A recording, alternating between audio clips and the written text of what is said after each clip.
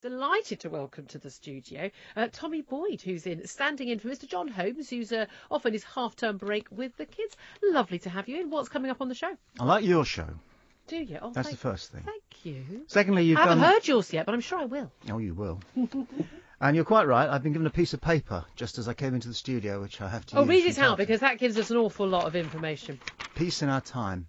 This is Tommy Boyd back on Talk Radio in for John Holmes. And we're looking at obesity. That's all we've got. That's it. That's the show. See you tomorrow. We're looking at obesity as well, because I have a solution, and I'm serious, and that is that we go back to rationing. Oh, yes. Seriously. No, absolutely. Healthiest. That's one of the reasons why all the baby boomers are living so long, because they had rationing. I've got all the statistics to prove it. Right, the campaign starts now. Do you know what? It's not the usual nonsense coming up at 1. The lovely John Holmes. Thank you so much. Can't wait to hear it. That's coming up after 1 o'clock. This is Talk Radio. I'll be back 10 o'clock tomorrow morning. I hope you're coping with the whole getting back to work thing, but do stay tuned. Across the UK, online and on DAB. Tommy. Bandeliga ola boo. The Tommy Boyd radio experiment. For those about to talk, we salute you. Tommy Boyd on Talk Radio. So tell me this, what's the big deal about free speech? Everywhere you go, everybody believes in free speech. Why? I mean, almost half the population have decided not to exercise their right to vote. Okay? I mean, the right to vote was a hard-earned privilege. And yet 101% of the population believe in free speech, believe they want free speech, believe they have free speech, believe they have a right, a God-given right to exercise free speech. But the question is, why?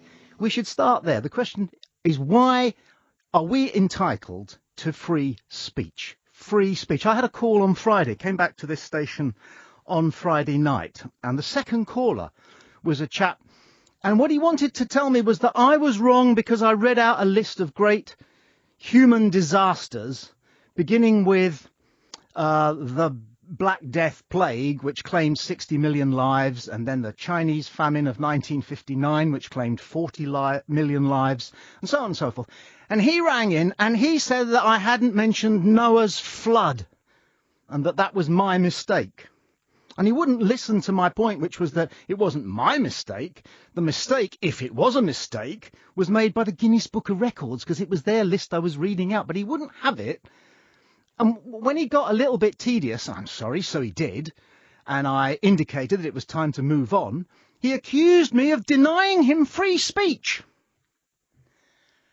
So when you listen to a phone-in radio programme, are you expecting to hear one guy on the other end of the line talking for 3 hours? Otherwise, he, she or it have been denied their free speech? That would be ridiculous. So there's the first thing that curtails free speech. You know, you've got to be interesting to the person who's listening. But actually, there are more important things than that.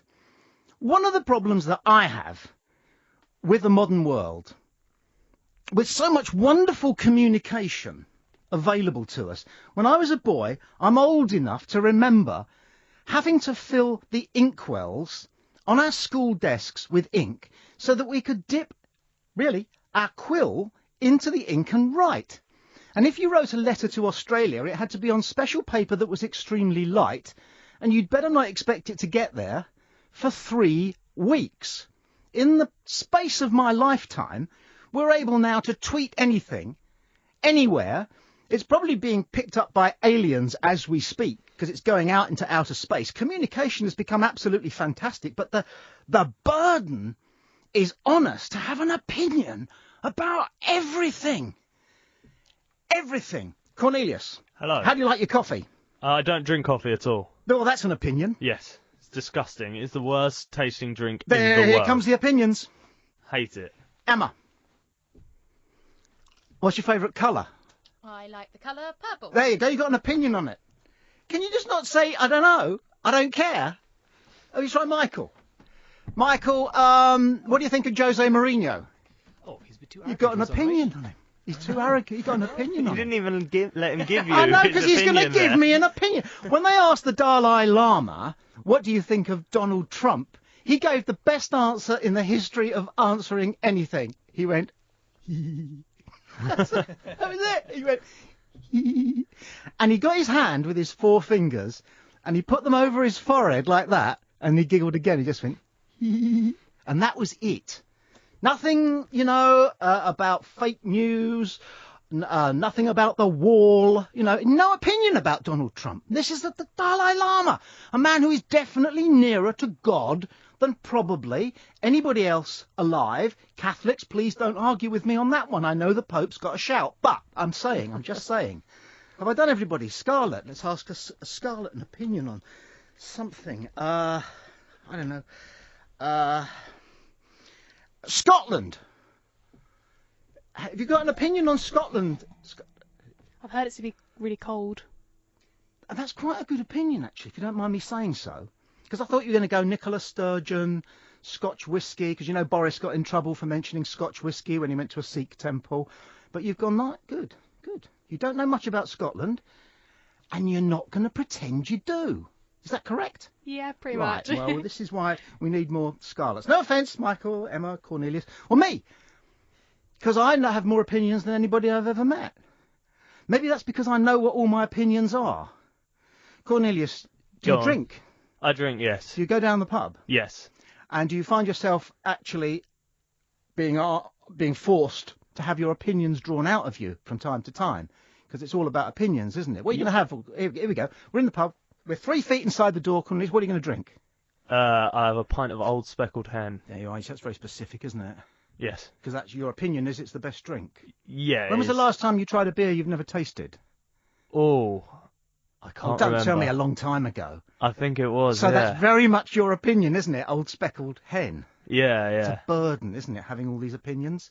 You've probably got hundreds of opinions that nobody's ever asked you about yet, but you've got them there waiting in case anybody does? Maybe. What do you mean? I don't understand. So you're saying I have opinions? Yes. I've thought about everything in the world and I'm just waiting for someone to ask me about it. We all are, Massa. We go out nowadays. We used to go out armed with bows and arrows and swords just in case we got jumped by the king's men. Now we go out armed with opinions in case anybody surprises us by asking us what we think about X. Nobody wants to say, I don't know about that. Have you ever taken a taxi? Yes. Do I need to elaborate? No. No. It's the worst thing in the world, isn't it? That's it. I knew a taxi driver who, you knew when he was starting to do opinions because he was literally, down the pub, he would cock his chin to the left. No, truly, because he was so used to giving his opinions over his left shoulder that it physically enabled him to do that gesture. And I had a girlfriend who was a makeup artist, right? And whenever things got heated in the living room, a discussion about where we were going to go tonight or what we were going to have for tea, do you know what she'd do? She would turn and look at me in the living room mirror. So we're standing in the living room, and the conversation has reached a point where opinion becomes essential, and she's going to drive her opinion home, because as a makeup artist, she's so used to having conversations with people in a mirror, she feels more comfortable exerting herself by looking at me in a mirror to have the argument. I noticed this one night, and then realised that she did it over and over. I'm guessing it's the same for hairdressers. Hairdressers, so do you reckon before they'll speak to anyone, they'll just go behind them and start massaging their hair? I think it will put them in their comfort zone so that they can get their opinions out there. I had my hair done a while ago. Have you come across this? In a hairdresser's, and I couldn't work out what was right for a second. And what it was they'd got all the TV screens, which were on MTV, in reverse. Because the customers watch the videos in the hairdressers, in the mirror, and so they're able to see that it's Duran Duran, because it says Duran Duran, not reverse. Is Duran Duran still on MTV? Well, it was in Tony and Guy's, and I guess that tells you a lot about the kind of hairdressers I used, doesn't it? Really. I said Duran Duran. I wasn't being literal because I'm not down with da kids. Yeah. Okay. So, but back to my point. I think it would be much more refreshing when asked our opinion on anything if we were to say, do you know, I don't know enough about it. I think a great many politicians would be quite pleased to say, do you know, I don't know that much about it. and the public say, well, that at least is being honest. Ken Clarke, when they were discussing Maastricht in the House of Commons, this is 20, 30 years ago, somebody said to him, have you read the Maastricht Treaty? And he went, of course not! Nobody has! And that I found extremely refreshing. You know, I think, here's my point on free speech. I don't think you should voice an opinion on anything, particularly if it affects other people, unless A, you've given it a lot of thought. I mean, come on, let's put a bit of work into our opinion, shall we? We put a lot of work into our outfits. I mean, Cornelius, what are you wearing today? You put a lot of thought into that. It matches. Grey jeans, black t-shirt, and black bomber jacket. Okay, and shoes? Shoes are the one pair of shoes that I have. Okay, but they fit, don't they? They fit. It Yeah, fits. they fit. fit, yes. And your socks? My socks are actually a bit blue, which doesn't really work. Now, are you wearing your Tuesday underpants? And you know what I mean by that. You do know what I mean by that, don't you? Are you saying that you have a pair of... We've all got a pair of Saturday night underpants that we wear when we're really, you know, going to enjoy ourselves that evening. So, you're, in other words, you've put a lot of thought into your outfit. Have you put a lot of thought into, if I asked you what you think about Syria, or are you prepared to say, do you know, I don't know enough about it to have an opinion? Because that's where I am. You know what? Yeah. I probably do have some opinions about Syria. Damn you! I mean, they're not very well informed, but I still have opinions on them. Well, what are they? What? Well, I think it should all be sorted. They're not very in-depth either. No, they're not. There's not a lot to them. Yeah. Oh, you're for good, aren't you? Yeah. Okay, kiss the babies and say that we're in favour of the good. Okay, fine. That's an opinion. You shouldn't have an opinion until you've given it a lot of thought and done a bit of research, looked into it, discussed it with yourself. And then you should make up your mind whether voicing that opinion is going to do more good than harm. Now, that is a tricky one, isn't it?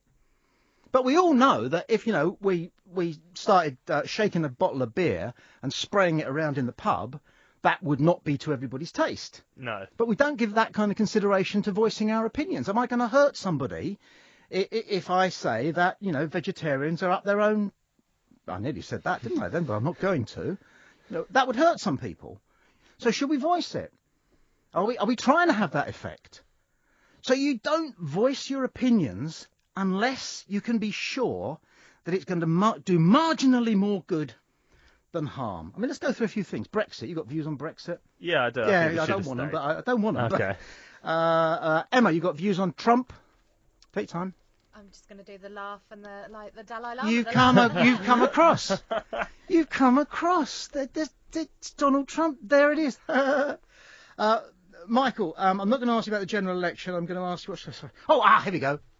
Right, Michael, ready? Yeah, go on. Piers Morgan. Oh, my God. You've got an opinion. He's got an opinion. Why? Why do we have to have an opinion about these guys? It's like, I don't buy trousers anymore. And there's a reason for that. It's because you go in the shop and there's such a wide choice. Every day, regular, straight, slim, pockets, not pockets, zip. Are you a zip man or a button man, Cornelius? Prefer zip, but most of my trousers Of course, so have what is it with the buttons? But we have an opinion. Let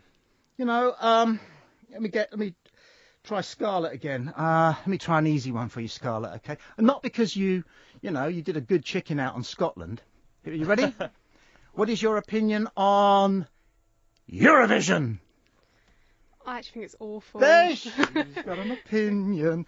It's not the opinion that matters at this point in this show. It's the fact that you've got one and you're burdened by it. You're wasting some brain space up there that could be released, could be relieved of the burden of having a view about Eurovision, and something else could go in there. I don't know what, but I'm just saying. So give me a call. Can you remind people how to get in touch with the programme if they can be... I nearly said ask them, but I didn't. Sure, you can ring 0344 499 1000. That's your standard network rate. You can text your talk plus your message to 84999, or you can tweet at talkRADIO. Yeah, I've got something else to tell you as well. This is Tommy Boyd in for John Holmes. The Tommy Boyd Radio Experiment. Tommy Boyd on Talk Radio. But if you don't want to have your say, that's fine too. If you don't believe that you know enough to express an opinion that you believe is going to do more good than harm in the expressing of it, then be proud, stand up, stick your chin out, stick your chest out, stick almost everything out and say, I don't know. There is absolutely no shame in being a don't know. I wish there was a box when you vote that you could tick, that's put a cross in, that said, I don't know. I want to vote, but generally speaking, I I don't know. And I'm proud of the fact that I don't know, and I'm going to say it out loud. I don't know if is it illegal to spoil papers, Cornelius? It's not illegal, no, but I don't see why anyone would bother to go all the way to a polling station just to tell someone that they don't know. To make the point that they don't know, to make the point that there are people out there who are like that and proud of it, but also to make the point perhaps, and you'd need to write this down, that you actually don't want to transfer whatever power and authority you have in the world to somebody else to make decisions on your behalf. Because that kind of delegation in itself is a rather lazy thing to do. If you really believe that we should do different about Syria, then rather than write to your MP, and not many people do, most of them just elect him or her and let them get on with it, you should do something, whatever that is, about Syria. What if don't know wins, though? What if don't know wins the election? What an absolutely, well, in a sense we do. I think you'll find, what percentage of the public vote?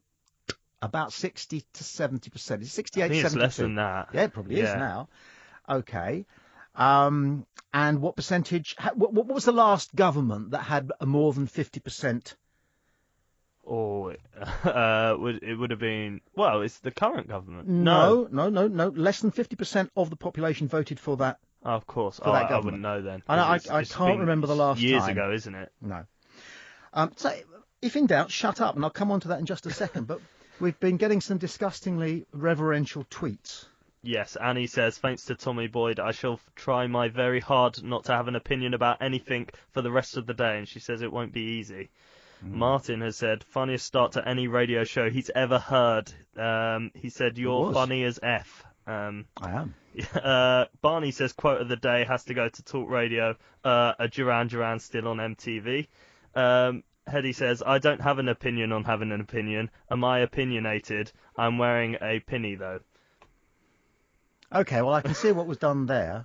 I wear an apron when I cook Sunday lunch, because you have to brown the meat first, and that spatters. OK.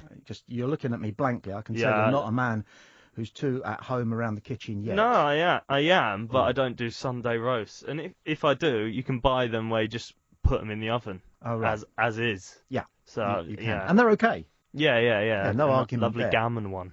Yeah. But that doesn't excuse you having a glass of red wine with the preparation, which is what I get away with at 11:30 on a Sunday morning. Okay, I'm entitled to a glass of wine because I'm busy scrubbing potatoes, right, halving parsnips and covering them in honey and pepper. Yeah, all I do that. Yeah, nonsense. Yeah, delicious. But my point is, I put on an apron, but my family will laugh at me and call it a pinny. So since a tweeter has raised the topic, we'll just take a little moment, come off the motorway and go around a couple of little villages. What's the difference between a pinny and an apron? I've never really heard the term pinny used for like the past. A pinafore. Is that what it fully means? Scarlett is educated, so I'm going to get her to Google. Could you Google if there's any key difference between pinafore and apron? I have a horrible feeling it's one of those ones where a pinafore is an apron when it's worn by a woman. Are you with me? Yeah. And an apron is a pinafore if a man's... No. You know what I'm saying here? So you're saying it's an apron on a bloke and a pinafore on a woman? We're going to do the irritable hour between 3 and 4, and I'm really looking forward to it because it is the most cathartic exercise radio has to offer. All the little things that irritate you. Shall I tell you something that irritates me? Go on. And I'm going to say it in a slightly sexist way, so forgive me. But I'm going to use Michael as a guinea pig and Emma as the adjudicator of this one. Michael, I'd like you to get yourself comfortable in your chair, if you would. And I'd like you just to casually, as you normally would do it, cross your legs. Right. You done that. Now I'm going to get Emma just to describe the crossings of Michael's legs. What, the action or the... No. What you at rest. Oh, yeah. Legs crossed. Oh, I'm at rest. Okay. The knees sort of meet. The knees meet. Like, so it's not and then he's quite okay about that. His legs not sticking out completely. They're kind of... They're draped. They're running matching. almost in parallel. Almost matching at the end, yeah. Okay, Cornelius, same for you. So, Please. what, cross my Just legs? cross your legs. Thank you, Michael. Cross your legs. It's very hard on a chair. Now, he's doing the Dalai Lama thing, and he's about to go into Om Nam Myoho Renge Kyo for us, are you? I was thinking more school assembly. I don't. know. No, I mean crossing your legs when you're sat in a chair. Okay. There's two ways of doing it. There's the Michael way. This. Yeah. Now, you've crossed your legs so that you've kind of got a figure 4 upside down beneath you, haven't you? Yeah. In other words, you put the ankle on top of the thigh. Yeah. That's the proper way to cross your legs if you're a bloke. Mm. No offence, Michael. Oh, I mean, I'll try not to get offended, but I also find it far more comfortable doing it that way than the number 4 way. No, the draping of the leg over the other one like that, it's too languid, it's too... But I'm a rather languid kind of person. I can tell that, and then also... and you do yoga, don't you? No, it's on the to-do list. But I would be hyper flexible. So, you know, we're in there around the same field. But work at that... I have too much testosterone. You see, I used to do that way. I used to do the number 4. I used to do the number 4. You're number 4? I used to do that. Yeah. But I didn't really find it very comfortable. You didn't... Well, okay. I mean, my hip used to lock out. Comfort... Do you know something that they say, boys? And I'm going to worry about this because I have, all right? I am no longer able to take part in the Olympic Games. Oh, no. Not even with the shooting? Don't say that. No, because I am artificially enhanced. I've got a metal hip. Okay? And part of the reason a man's hip goes is because of the way he crosses his legs. We cross our legs far more than women do, don't we? I think you'll find. I think you'll find. And even if you're lying in bed, some men lie on the back in bed and their little ankles are crossed, aren't they? Oh, yeah. Yeah? Same ankle over the same ankle? Generally. Because it feels weird the other way. Doctors, right or left? Well, here comes a phrase that we hear all too often. Doctors agree. They've all met up and agreed on something. Doctors, you see it in the head. Doctors agree. Oh, scientists, by the way, disagree. Oh, yeah. Okay. It's the key differentiation, yeah. It's all having opinions, Tommy, isn't it? Yeah, scientists disagree on whether... But, however, doctors agree that if you cross the right leg over the left leg perennially, whether you're lying in bed on your back or whether you're sat down on the sofa watching whatever, that's going to put undue pressure on the right hip. And this isn't instant. This isn't affects, kids like you, no offence. But as you move into your third quarter of life, shall we say, it begins to have effect. So I'm just trying to help people out here. Make sure you vary the ways in which you cross your legs. Surely that's just damaging both your hips, though. Is it not better to have one good hip, one sort of... Okay. Or does it balance it out? Okay. All right, let me help here. Have you heard of the boxer Joe Louis? Yeah. Okay, he's a world heavyweight champion and an absolute great. He was on his way to a world heavyweight fight when his trainer noticed that he was permanently carrying his suitcase in his right hand.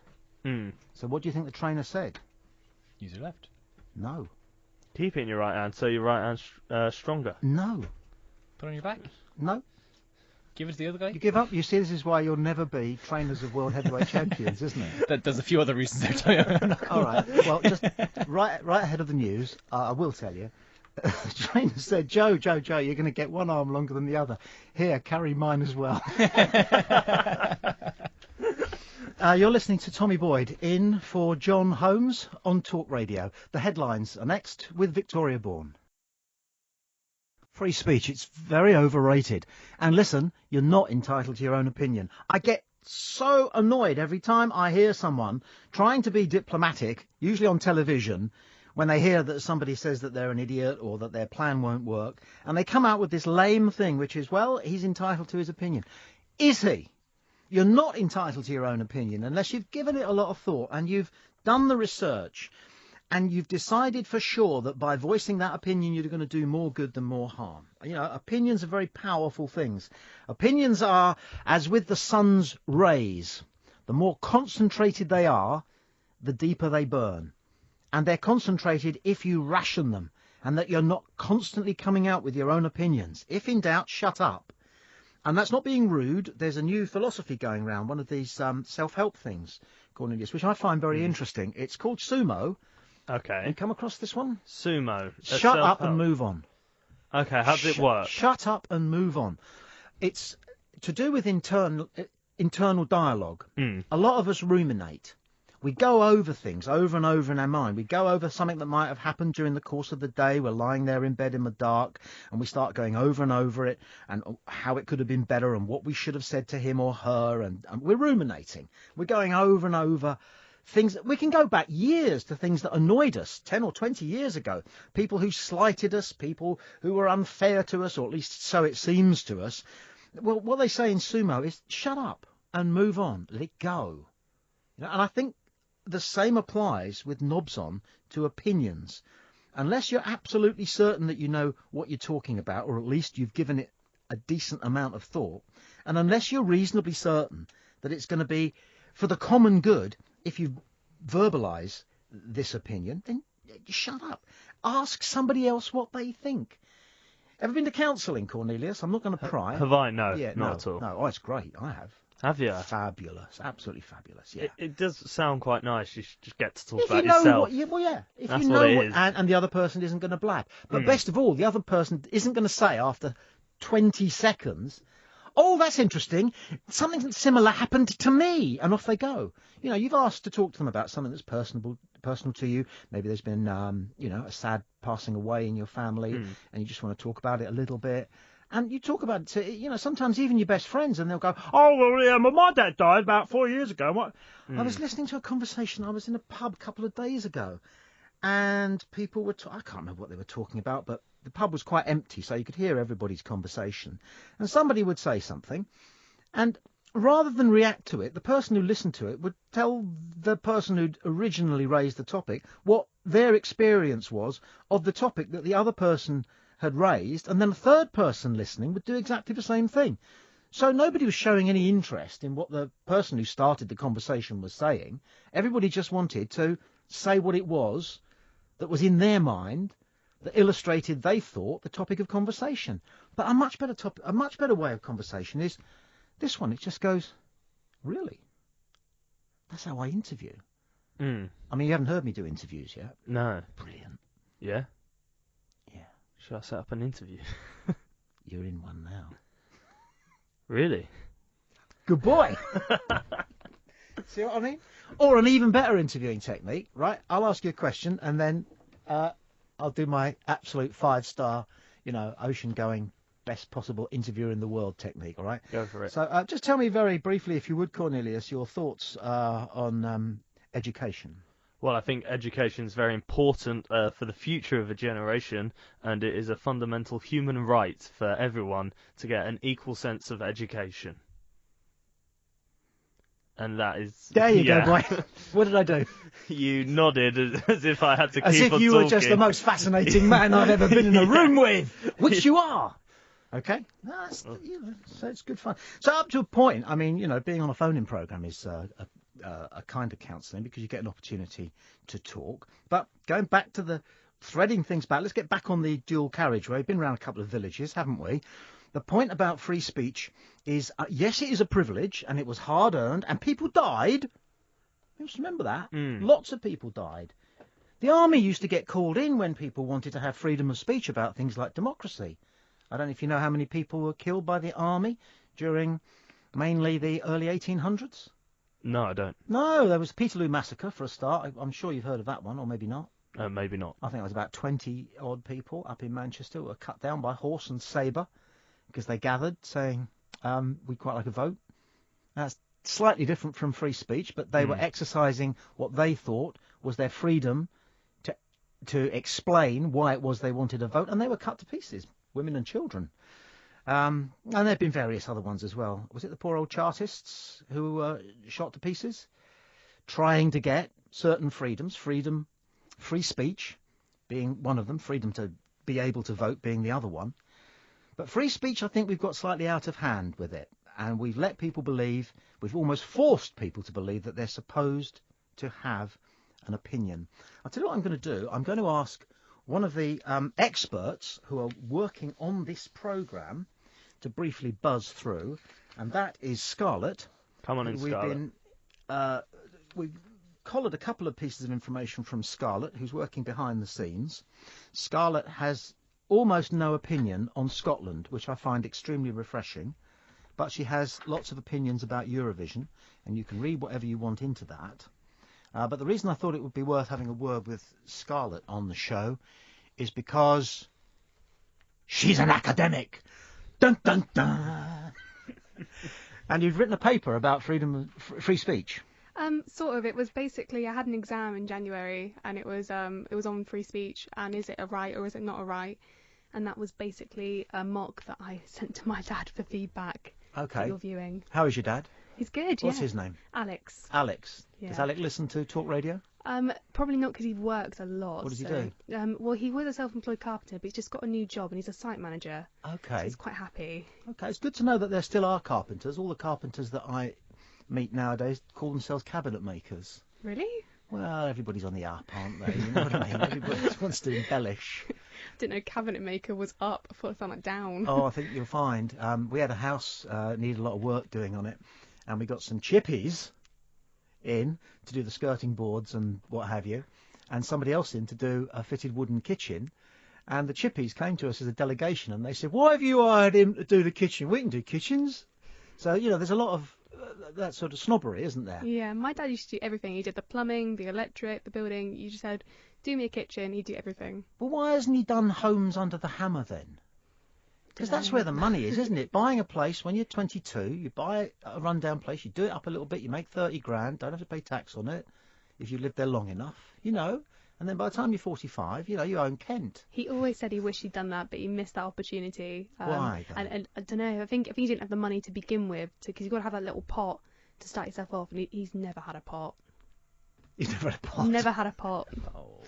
He sounds to me like a good, well-balanced man. What you're saying is he's not avaricious. No. And that's what we want in our parents, isn't it, really? Have you inherited that gene? I like to think so. Yeah, good. One can only hope. We've gone off the motorway again, haven't we? We're going around the villages here, but it's been very enjoyable. Tell you what, why don't you stay right where you are, if you would, Scarlett, and we'll get the gist of your paper on free speech in just a moment's time. The team are here. I'm going to get Cornelius to quickly remind you how you can contact the programme if you want to. Tweets are going well. Yes, you can call us on 0344 499 1000. You can text talk and your message to 87222, or you can tweet at Talk Radio. This is Tommy Boyd in for John Holmes. You're listening to Talk Radio. Then there are some people who you want to talk more. I want to know more about what Julia Hartley-Brewer has to say. I'm here to say that free speech is vastly overrated. We should all be a little bit more careful, and we should think twice or three times about voicing our opinions, but not Julia. I'd be quite happy to listen to Julia's opinions for the entire duration of her show. In fact, there's a format for you. Except they've got her saying, "Me, Julia Hartley-Brewer." And that always makes me think of Red Indians. Oh, really? Well, there's that bit in Airplane. You ever seen that? I've seen Airplane, Me, yeah. Big John. And so whenever I hit me, Chief Running Water, it reminds me of me, Julia Hartley-Brewer. Ali G, because you know he calls his girlfriend Mijuli. Mijuli. So that's basically what I think That's Julia one of my Hartley-Brewer's going for. favourite. What's the joke with the punchline that is Michelle? Oh, it's a Guy goes to a fancy dress party with his as girlfriend. a tortoise. Yeah, his girlfriend his on girlfriend's the back. on his back, and There they you say go. to him, "What are you?" And he says, "I'm here as a tortoise." And he goes, "Who's that?" That's Michelle. That's Michelle. It's pretty good, isn't it? Yeah. Scarlett, I'm going to ask you to tell us your favourite joke after you've told us a little bit about your paper on free speech. What's your conclusion? What's your bottom line? That freedom of free speech is? I feel like it is a right, but only to the extent where it's not been offending someone. I think there needs to be a line. My conclusion was along the line of there needs to be a line, but who would regulate that line? Yeah. You see, what we need in the future, because technology has become so fantastic, we will all have embedded in us a phone, won't we? We won't have to carry a phone, will we? Apparently they've got you can have a microphone embedded in your teeth, and you can have an earpiece embedded, in your ear, and we'll just have to think, Mum, and Mum's mobile phone will go off in her head. But equally, we're going to have a 7-second delay in our speech, so that if we say something and then we think, oh no, I wish I hadn't said that, we can just dump it. A personalised dump button. Absolutely. Don't you think that would make the world a much, much happier place? Definitely. And then you could really rant at somebody and dump it. And they'd be the only one. That'd be excellent. Yeah. Scarlett, we'll come back to you in just a second. Let's find out what a true, no offence, Scarlett, No worries. a true expert has to say about free speech.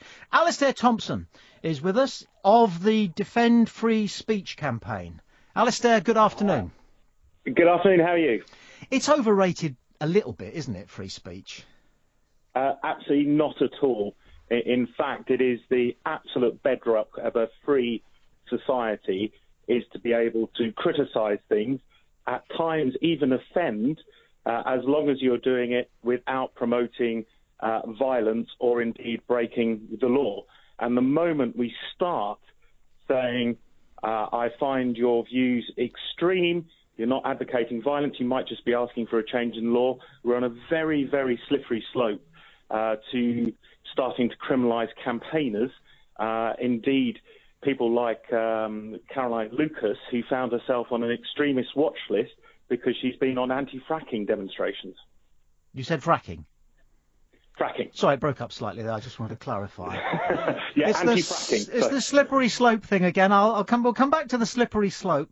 Cornelius, can you make a quick programme idea format? Slippery slope. Slippery slope. I don't know whether it's a quiz show or a debate programme. Moral Maze, sort of Talk Radio's equivalent of the Moral Maze. Okay, yeah. I can just see it now, can't you? Slippery slope. Yeah, What's your second name again, Cornelius? Mendes. Here's Cornelius Mendes with the slippery slope. It would work. Alistair, the thing is, it burdens us all with the need to have opinions, and that is quite draining. No, I wouldn't say that. There are many people out there who have opinions you might agree with or disagree with. It doesn't mean that you have to personally share them or have them yourselves. What we do need to do is respect other people's opinions, whether we agree with them or not, whether they may offend us at times or not. We must protect their ability to challenge what the country's doing, politicians, what commentators are doing. And as I said, the moment we start saying we'll have a thought police who will define what an extremist is, we can look at even radio presenters like your colleague Julia has been called an extremist in the past. Indeed, you only have to go on Twitter and you can find many comments to that ilk. Is there anything you don't have an opinion on?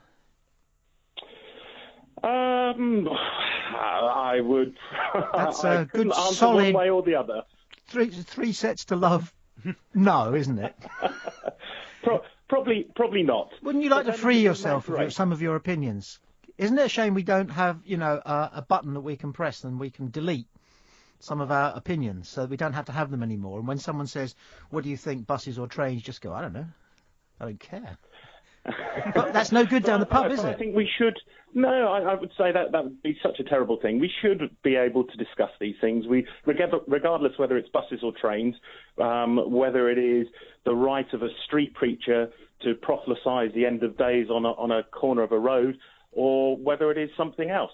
We should be able to talk about these things in a sort of grown-up world without saying, oh my goodness, I've been offended because someone has said something slightly mean and therefore I've got to call the police and they're going to be arrested and prosecuted. Can I just say something? You I don't want to appear picky, but you talked about the thought police, and that's a completely different topic.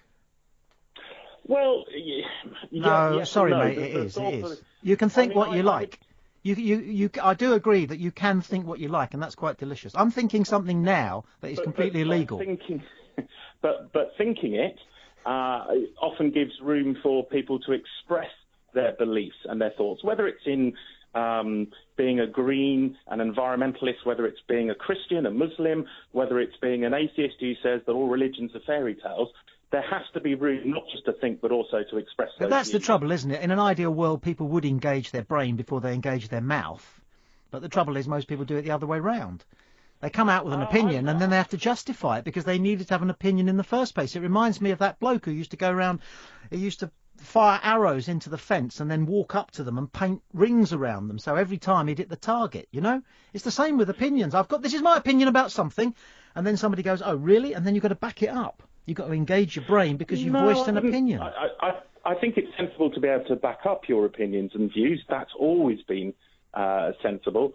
But I think that the moment we start saying people shouldn't have opinions and ideas, what a bland world we would live in, which would allow, the powers, the state, to control our lives. You see, it's coming out now a little bit, Alistair Thompson. You're in show business to a certain extent, aren't you? It's a performance, really, having opinions, isn't it? Largely, it's a performance. No. I think there are many people who have deeply held views, whether it is a religion or a philosophy. Isn't that the worry? It's not a performance. Isn't that the worry, though? People have deeply held opinions. Supposing everybody was comme ci, comme ça. What is wrong with people having deeply held opinions? Do you ever read the news? I'll tell you what's wrong with people having deeply held opinions, but I'm not going to. It's too flipping obvious what's wrong with people having deeply held opinions.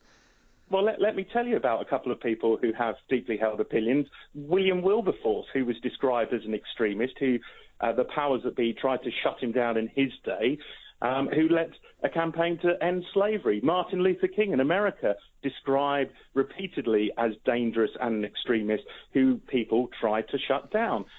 These are some of the people who will be affected by the sorts of blanket bans that at the moment the government is talking about under a plan to introduce extremism disruption. I actually agree with you, but at the same time I'm going to ask you this. Does that freedom of speech extend to the opponents of Wilberforce and Martin Luther King?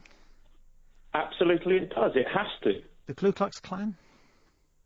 It has to. Okay, cool. As long as, we might vehemently disagree with them, and I think, their views are absolutely abhorrent, but the moment we start saying your views have to be shut down and driven underground, I think we're in a much more dangerous world. Okay. Great talking to you. I agree with everything you say. Thank you. Clear off. Clear off. He was a bit too intelligent for me. Can we get less articulate guests on in future, please? Less articulate, less well-researched, less well-meaning guests. Can we get some bigots, please? Do you know what I got from that whole conversation? No. Who on earth would choose buses over trains? That's not an opinion piece. That's just obvious. Not necessarily. I just go for the fastest route. Yeah, but generally, buses do have their advantages. There are certain places that you can't get to by train, certain journeys that you can't do across conurbations. Also the price. Price. And also, I quite like buses. You can go up top. You can go up top in trains in Europe. Double-decker trains. I don't know if you've noticed, but we're not in Europe anymore. Okay? So we're not going to get them pulling into Waterloo, We technically still are in double-decker buses. No, on a double-decker bus you can go up the top and you can pretend you're the driver, which is fantastic. Yeah, you can do that on the DLR, Docklands Light Railway, which is a driverless train. You're struggling. Scarlett, bottom line then, freedom of speech is good, but you were about to go I think, provided or something like that, a caveat. Yeah, providing that you're not causing offence to people. Yes. Yeah. Although, actually, rubbing people up the wrong way, there's nothing wrong with that, is there? I think there's to a degree. I think a debate is very healthy. I think it's very good to be able to say that I have a different view in a different way and being able to discuss that. I think it's a really, really healthy way. But when you're actually insulting someone, I think that's way too far the line. You're tuned to Talk Radio. This is Tommy Boyd, back and in for John Holmes. And we've been discussing in this hour of the programme free speech and the view that you're not necessarily entitled to your opinion. And I view this as a liberating thing, although I think Scarlett has opened a rich vein here. It is quite nice to rub people up the wrong way sometimes, isn't it? Do you have people in your family or in a circle of friends who you quite like just setting them off? Yes, of course but then there's also people where you think, no. No? Like my granddad, there's no point. He's set in his way. If I say something, I'm not going to be able to talk to him. He's just going to get angry. Right. And is that Grandad Alex's dad? Yeah. Okay. All right. So there's a generational thing there, isn't there? Because we find out more. I mean, are all your grandparents alive, Scarlett? No, a few. A few. Okay. Because they say that you can actually find out more about who you're likely to be, particularly men from the point of view of hairline, from your grandparents. Isn't it from your mum's line as well? It's from. Oh yeah.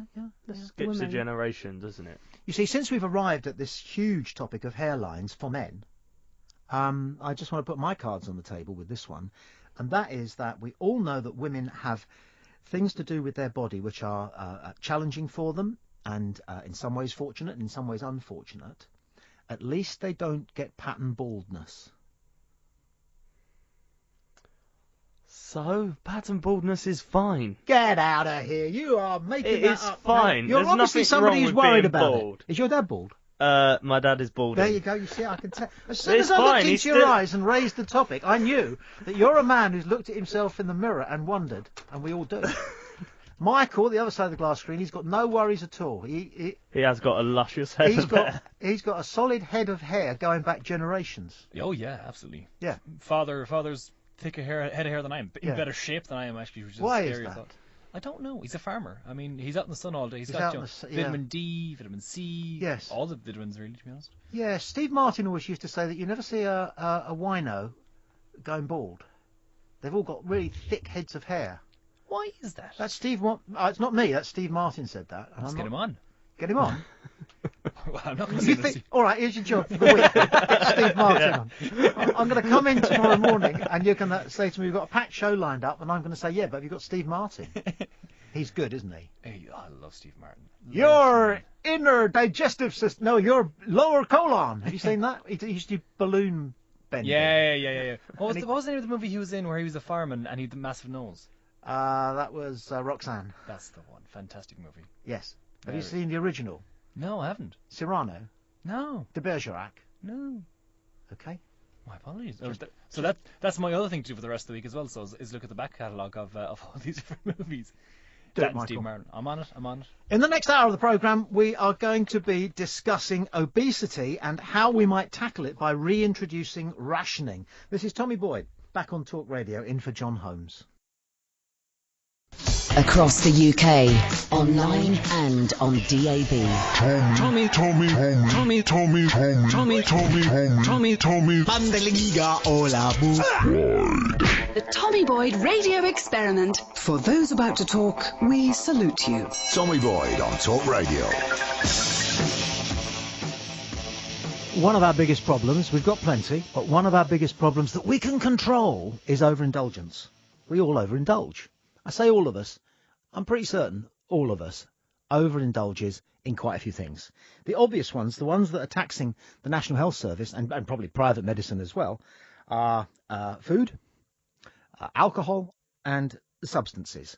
Now, everybody who uses substances is overindulging because it's illegal, I believe, to use any kind of substance at all whatsoever, even if it's largely marijuana, that. unless you're suffering from a particular condition. And that's certainly not going to be overindulged because it's prescribed. And if something is prescribed, you're given a certain amount of it and you can't use more. In another world, you would say that we ration the drugs that we prescribe to people. Even the marijuana that is used by some people who, good luck to them, who need it and benefit from it. It's prescribed, it's rationed. And what I'm going to say seems to me to be the most obvious, the most 101% perfect solution to this problem which is beginning to really cripple the country. And that is quite simply that we look at rationing all over again. I'm absolutely serious. Absolutely serious. Cornelius, would you believe this figure? The National Health Service says that per annum this country spends £16 billion on treatment of the obese, whereas our complete police service and fire service costs only £13 billion. No, I wouldn't believe It's that. shocking, isn't it? Put like that, it's shocking. I never know how much I'm supposed to be imagining when I hear 2 billion of this. Do you? How many's a billion, Cornelius? It's You're a bright, well-educated, intelligent man. How much it is 2 2 billion? 1,000 million? Exactly, is Yeah, it? yeah. Does anybody know? Well, I It's knew. like the difference between centigrade and Celsius and Fahrenheit. Oh, isn't it? no one knows that. All right. Does anybody in the gallery know? I'm going to ask. Let's have Emma first. Do you know what a billion is? Isn't it isn't it? 1,000 Isn't it? million in America, but in the UK it's a million. Okay, everybody's answer is going to be, isn't it? Because we don't really know. And yet, newsreaders, unprofessional ones, unlike, for example, Victoria Bourne, whenever they get to a figure that they want to have impact, they always go, 16 billion pounds. You haven't got a clue, have you? It's like, I know how tall somebody is if I hear they're 6'8", but if somebody tells me that they're 1.97 m, I haven't got a clue. But the fact is, sorry, went off the motorway there and took in a couple of villages. The National Health says they're spending £16 billion per year treating people as a result of being overweight, whereas the cost of our entire police and fire services, think about that, cost less, 13.6 billion. Okay, so it's a massive problem. And it's not just a financial problem. It's an emotional problem. It's a well-being problem. It's one of our biggest problems. We all take that second biscuit. We all have that third pint. And if there's 3 of you drinking and you've had 3 pints, that means you've got to make a decision. Are you going on to have... Another 3. Yeah, another 3. Because of rounds. Exactly. There's 3 of you. It's either 3 or 6. Yeah. And we know that. And it's, it's a burden, but it's an indulgence. Because after you've had 3, anyway, you're ready for 4, aren't you? Do you know what the secret is to that? The absolute love to solution is the second round is half pints. It sounds. Am I in the same room as a man who drinks half pints? It sounds unbelievable, but it's got to be done. Because no one drinks 6 pints. No one drinks half pints. Wow. I mean, it's sensible. And on a Tuesday night, then maybe. The Portuguese have a wonderful saying. 1 is enough. 2 is too many. 3 is not enough. And that's exactly right, isn't it? No matter what you're doing, drink glasses of wine, beer. But I'm talking about, listen, hey, overindulgence is an enormous problem, and we need help with it. And we need help with it in the same way that people who are prescribed marijuana get help in not, going completely airhead about it. It's prescribed and therefore it's rationed.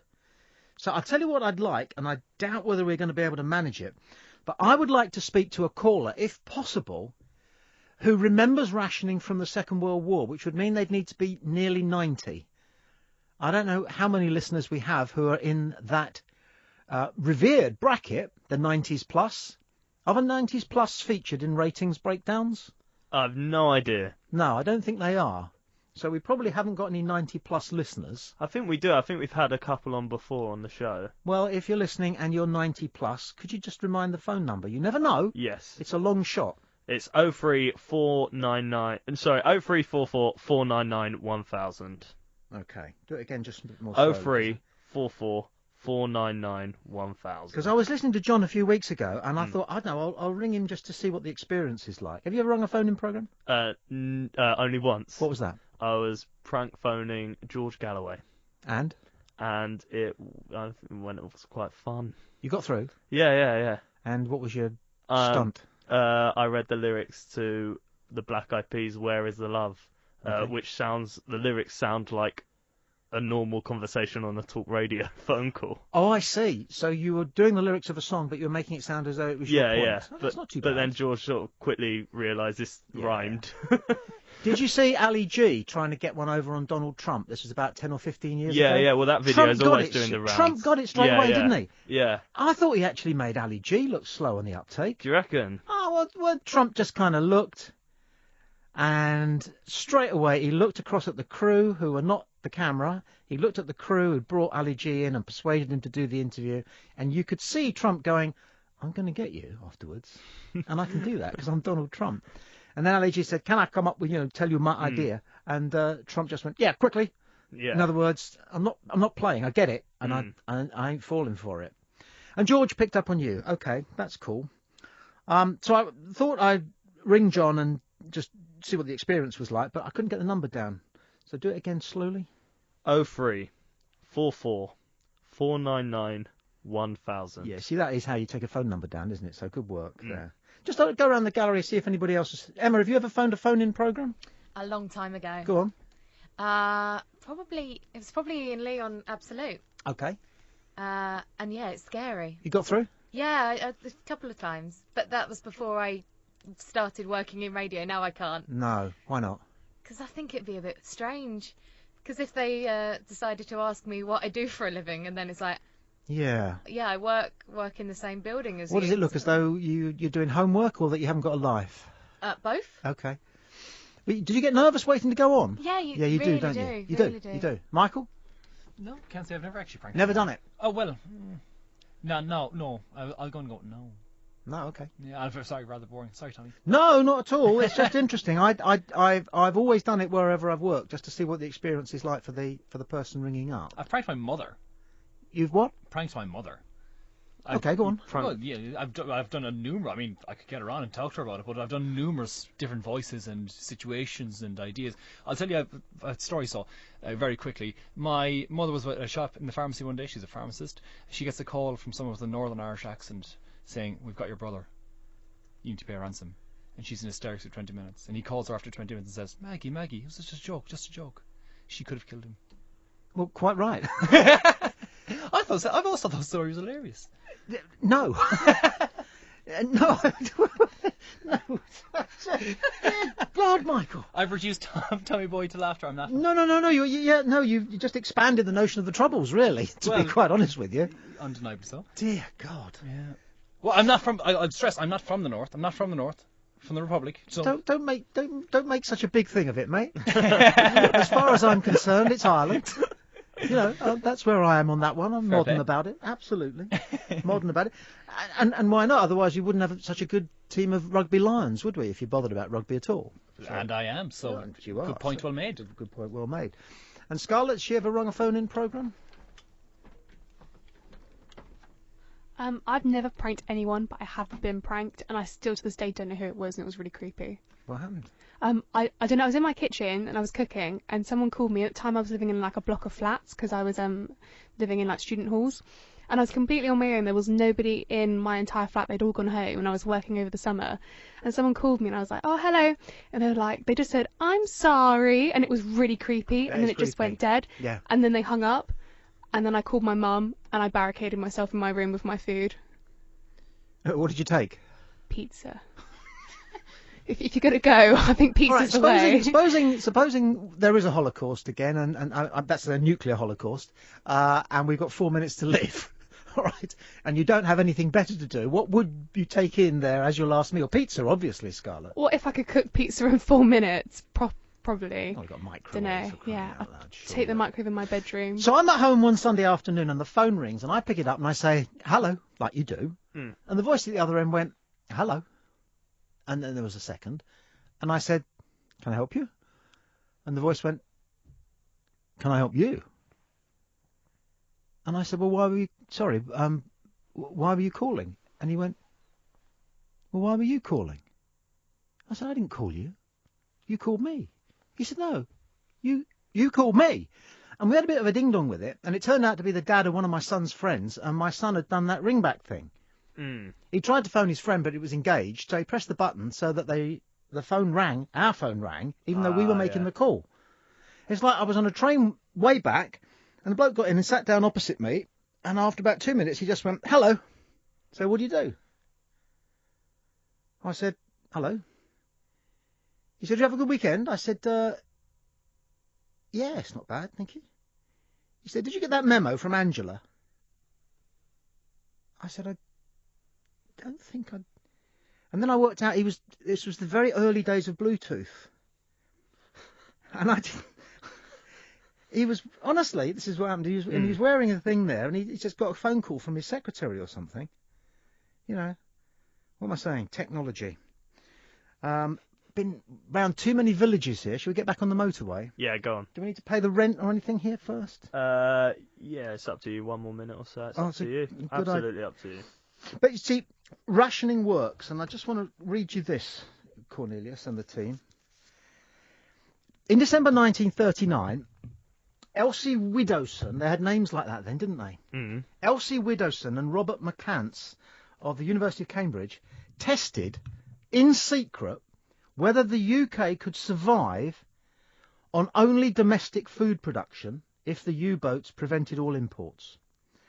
So they fed themselves and some other volunteers the following: 1 egg, 1 pound of meat, and 4 ounces of fish per week.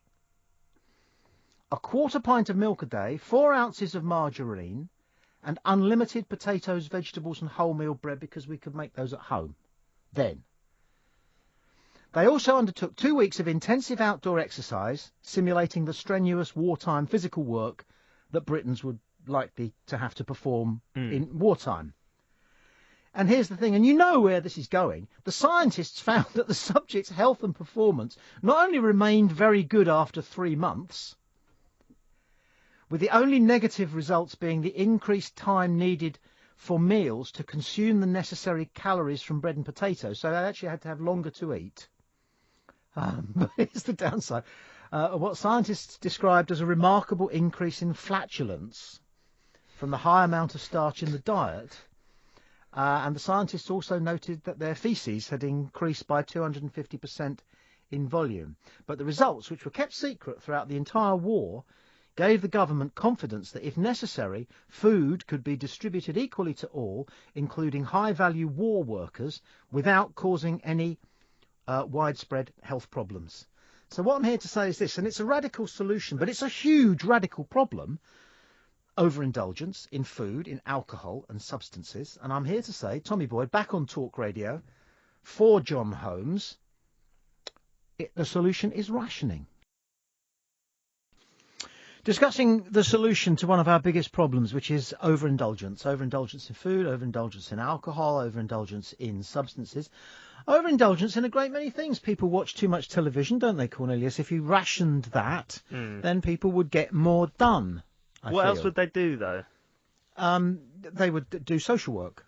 Social work? Yes. You think people They would get go up, out and, yes. what, They would. 7:30? Yes. And you go, no, all you're allowed for I'm today not going is to watch EastEnders. Eamon this morning. I'm going to go and paint my elderly next-door neighbour's spare bedroom. That's rubbish. So. Well, it's certainly got its heart in the right place, you must admit.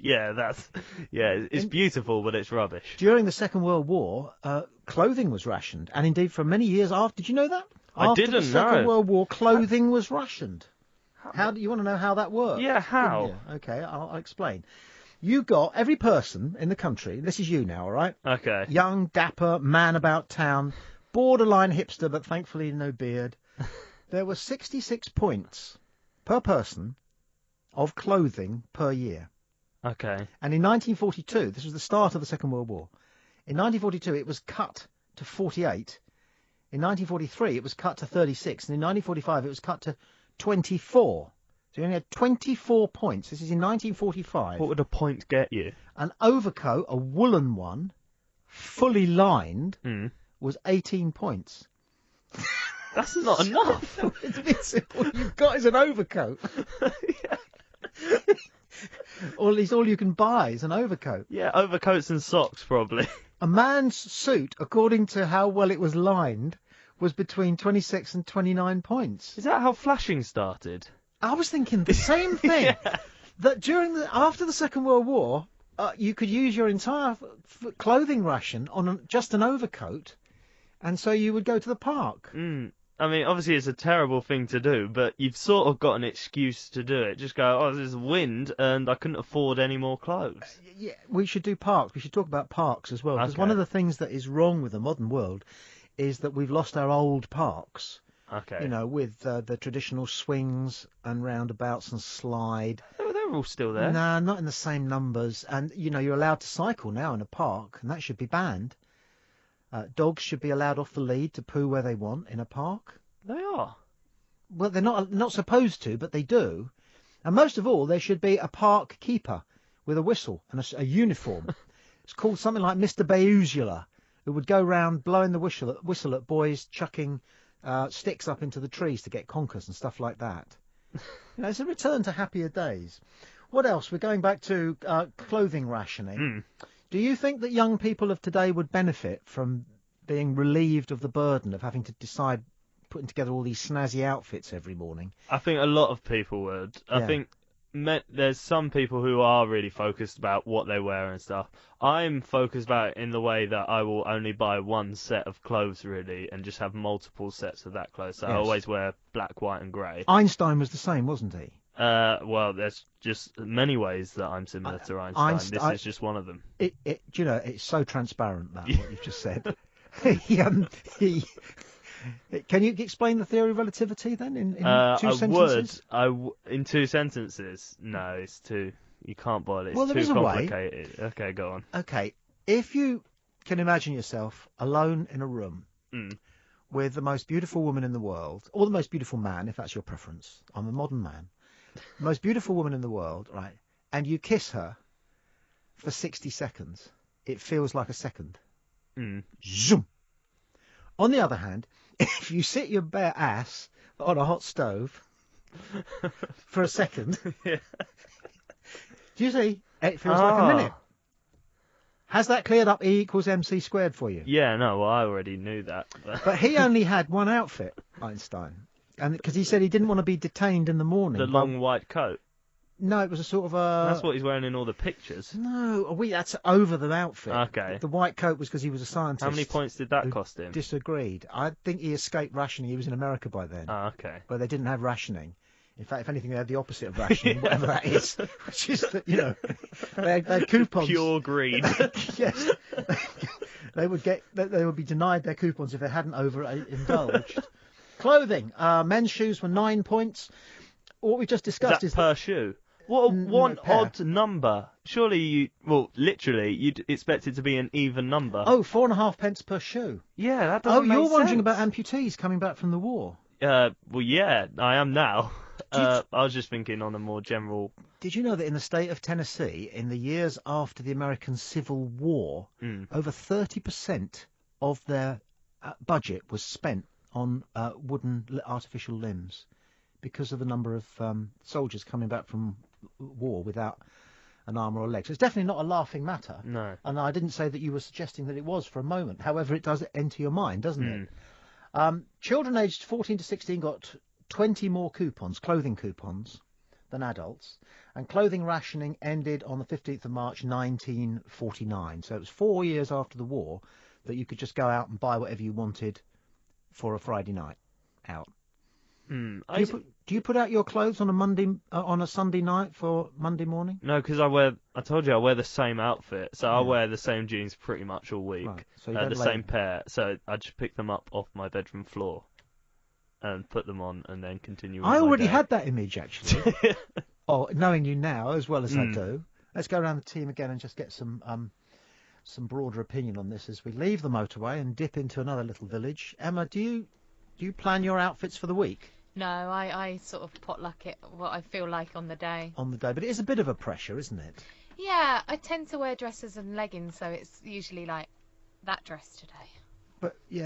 But wouldn't it be nice not to be wearing have a uniform?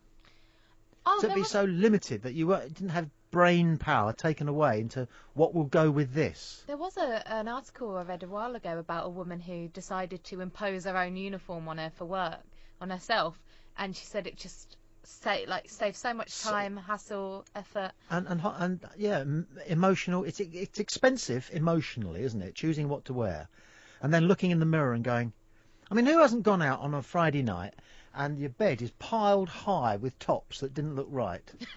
Definitely. I still sort of do it a little bit. In fact, I wasn't sure what to wear today. I'm going in to talk radio. What looks right? I could have worn a white shirt that I bought on Thursday, but it didn't seem like white shirt weather. So I went with a polo neck, because that's, you can't go wrong with a polo neck. No. I thought I'll look slightly dark as well. So I've got dark jeans. And then, because it's a slightly special occasion, I wore a pair of weekend underpants. Nice ones. Pringle, I think. Oh, that is quite nice. Exactly. Yeah. Exactly. Michael, do you ever put out your clothing for a work day the night before? I try to, actually, yeah, sometimes. It shows. Thank you, Tommy. You're the only one in my life who recognises that. Well, some of the casual look takes a lot of work. It does, right? It's hours agonising over this. Yeah, there's hours. nothing casual about the preparation that goes into looking casual, is there? Absolutely not. T-shirt and jeans, but you've got the right T-shirt, the right coloured jeans, the shoes, the socks. I think are very important as well. It's oppressive, isn't it? It is, isn't it? I know, and women don't understand. We've got very little wiggle room, men, with what we wear, but we have to work on it really hard. And as we get older, there's even less wiggle room as well, I'll tell you. Yeah, and yet, shoes for men, it's brown or black. I know you guys are all in sneakers, but Sneakers. yeah. Sneakers. What do you want? Trainers. Excuse me. I'm going to get very good friend and distinguished journalist Victoria Bourne to adjudicate on this one. Put your shoes on that table and tell me, Victoria, how far away from being trainers those plimsolls are. Well, I would have called them trainers. Trainers? Not a sneaker. That's a very American term. But there's no They are way a they're trainers. plimsoll. What are you in training for if you're using those? He is hard at it. I mean, When I was at school, we wore plimsolls to do PE. So maybe These aren't plimsolls, these are Vans. These cost me, guys. they're pricey Plimsolls. Pricey ones. Just because they haven't got laces on. Trainers are huge things with multi-textures in the textiles in the soles, so that you can jog and run in them, and you can go heel toe. The thing you're training for when you're wearing trainers is running. And in those flat soles, you would get fallen arches and have Achilles heel problems. Yeah, I know, but after 50 yards on a concrete surface, man. But what trainers are has evolved, and trainers become a fashion item as well. If I went to a nightclub where no trainers were allowed, I would not be able to wear these shoes. Well, I agree with that. So I generally did not get allowed There into are a lots nightclub. of places I wouldn't allow you in those shoes. I didn't get into a nightclub on so Friday what's the evening. key then? Because I noticed that you and Michael both have the same sort of flat-topped, almost like slippers. Well, see, now mine are actually trainers. There you are, you see. What? And yet they're the same as his. They are trainers, yeah. Yeah, you can we see. can all Victoria as the. They look like trainers. Yeah. Thank you I'm taking my leg down now because it's sore. Well, you haven't done much training then, have you? Because your abs have left you down after 7 seconds. Man. What we'll do is we'll add this to the list of pennycoat and apron. What's the difference? So we'll get Scarlett to bring it in her end of show report. Good thinking. This is Tommy Boyd in for John Holmes. We're late into the news as usual. Sorry about that, Victoria Bourne. In the next hour of the programme, starting at 3, it's the irritable hour, because being irritated is one of life's great pleasures. I put it up there with laughing, and the other very obvious one, being irritated by something. That sort of self-righteous indignation that the English, mainly the English, love so much, will celebrate from 3 o'clock. So if there's something preferably quite idiosyncratic that irritates you and perhaps nobody else, or maybe the whole world, we'll be hunting for that in the next hour of the programme from 3 until 4, although, message from unsigned, I have a very strong opinion that comes in the form of tailgate drivers. Tailgate drivers annoy me enormously as well, so that's a good one, and we'll be discussing what irritates us, myself, and the team from 3 o'clock. But at the moment, we are exploring a radical solution, but a practical one, and an inch-perfect one to one of the biggest problems facing Britain today, and that is overindulgence. We are leading the world when it comes to obesity, almost. We are certainly the champions of Europe. And we're Brexiting. Now, here's the key. We're Brexiting, and we need to be as self-sufficient as possible. It's an astonishing fact that 40% of the total food bill in the United Kingdom is imported. 40%. I haven't got a figure. I couldn't find a figure, but that's an enormous quantity of food and an enormous expense to the nation. But this is the one that I think absolutely stinks to high heaven. 60% of our fruit and veg is imported. This is England's green and pleasant land. If it don't grow here, it can't grow anywhere. Don't call me about bougainvillea or cactuses. You know, we can grow everything that we need to eat in this country, and we'll be better for it, but we don't. We import it. And come Brexit, one of the things that we will need to do is to get back out there in the garden and the allotments and in the fields of England as well and start growing things that we need to eat. We need more fields. Has anybody in this country ever driven past a field and gone, oh, look, potatoes. Cornelius, have you ever seen a field? Of course not, but potatoes are underground. No, but the tops of them are above ground, dear. No, they're a They're root not like vegetable. moles. Yeah, but They don't no. disappear. No, if you're driving Otherwise, past... you'd never know where to dig for them. Yeah, would but you? the grass is above the ground. The the grass isn't high. Have you ever seen a potato in the wild?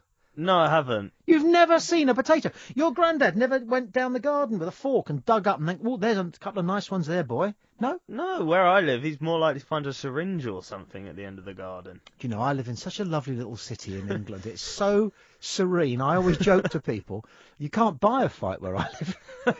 You cannot. I always say to people, if they ever found any needles in the toilets where I live, they'd be crochet needles. And it's a fact. It's a fact. And I'm not lamenting that. No. You know, you don't want to find a needle, do you? There's so many things knotted that you don't want to find. No. Ever. So we're discussing rationing and the value of it and the importance of getting to grips with the fact that we shouldn't overindulge. And if we can't do it ourselves, and it turns out we can't do it ourselves, then that's what you need government for. 28% of UK adults are obese. Obesity has quadrupled in the last 25 years. And the worst place for obesity in Britain, any ideas, Cornelius? Whereabouts-ish?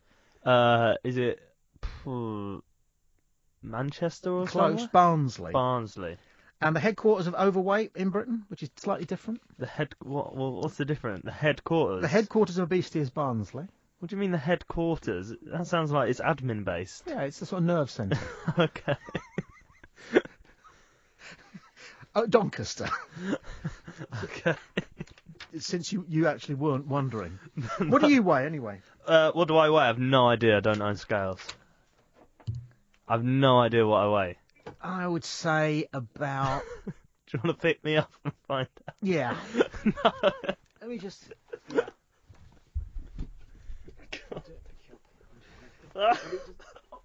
Oh, yeah. About 11 and a quarter. About 11 and a quarter, I would say. Okay, and your BMI? My BMI, I know my BMI. I don't know the exact number. What is it again? But I know just remind us. What your body mass index is your height divided by your weight or something like that. Okay, something like that. Something like that. Yeah. I'm dead in the middle of the BMI scale. Okay. Which is I find really odd because I'm not like the fittest or most healthiest person, but my BMI is dead in the middle, and I always tell people that the army always ring me up because I'm the ideal specimen, and they beg me to join. Have you ever thought about joining the army? No, I haven't. Not even just laid back and thought to yourself... Would I join it? Yeah. I'd go, no, I would not join the army. Because... You're a coward or you... I don't see the appeal in it at all. I think people who are in the army are right. I have a friend who's currently in the army, just joined. He spent about a year in it. He's gone in as an officer because he had a degree. And he describes his working day to me, and it is not as fun or... Well, it's definitely interesting, but it sounds a lot tougher than coming into a radio studio and sitting at a computer.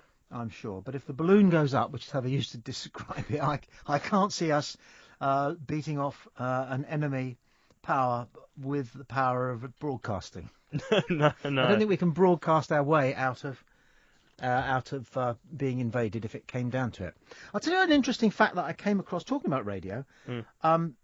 I'm the most complained about person in the history of British radio, and I'm extremely proud of that.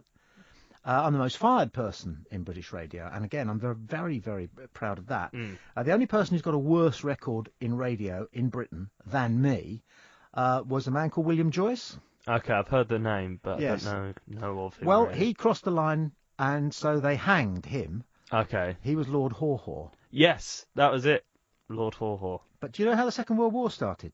Nobody knows this except me. I'm the only person who knows how the Second World War actually started. The Germans invaded Poland. They did something before that, the night before. They lined up against the Polish border. They did something before that. This will tickle you. Before that, what is it? A radio broadcast? No. What was it? It's very hard to believe. A group of crack German paratroopers crossed the border and broke into a... it's almost Monty Python, and broke into a radio station and started broadcasting fake news. Really? Yes. Which they picked up in Germany and felt that it gave them the license to go invade because of what was being broadcast on this foreign radio station that had been taken over by these Nazi stormtroopers. Now, I've dragged that up out of my memory from about 20 years ago when I was researching something else. I don't know if anybody's got an opportunity to Google that. I've got a little... you can have a go at it, and Scarlett maybe have a go at it as well. If you Google start of Second World War radio station, I'd be very surprised if you can't pick up something good.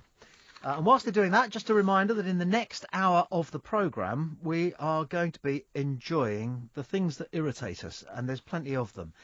And if you're at home listening or maybe driving along, have an opportunity to tweet, or there's Facebook, I guess. Do we Facebook? We are on Facebook at Talk Radio, but we don't tend to check it during the show, only because it's just not a good platform for it, really. Okay. Well, it could be, but it's just not for us at the moment. All right, now I've got a screen in front of me with all sorts of small white birds and SMSs and Sure. SMS. I thought that was illegal. They're... Isn't it? I thought something else. Yeah, I think so. I don't know what you think SMN stands for. I wonder why. So just read out a couple of those, shall we?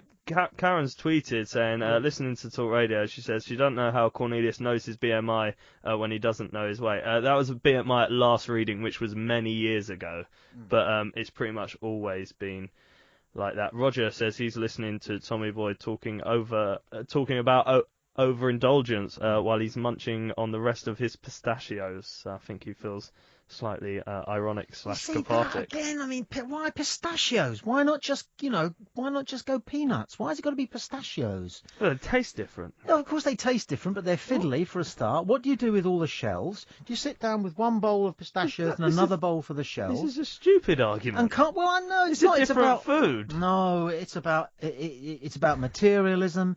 It is about opulence. It is about let them eat cake. You know, we got pistachios over here when the two-thirds of the world, hasn't got two cashews to rub together. Yeah, but does that mean we should we just cancel all pistachios in the world because not everyone can afford them? They are very sort of, up their own arses, aren't they, pistachios? That little tinge of green that you've got on them, if you didn't know that it was some sort of top-notch food stuff, you would definitely think that looks to me to be radioactive.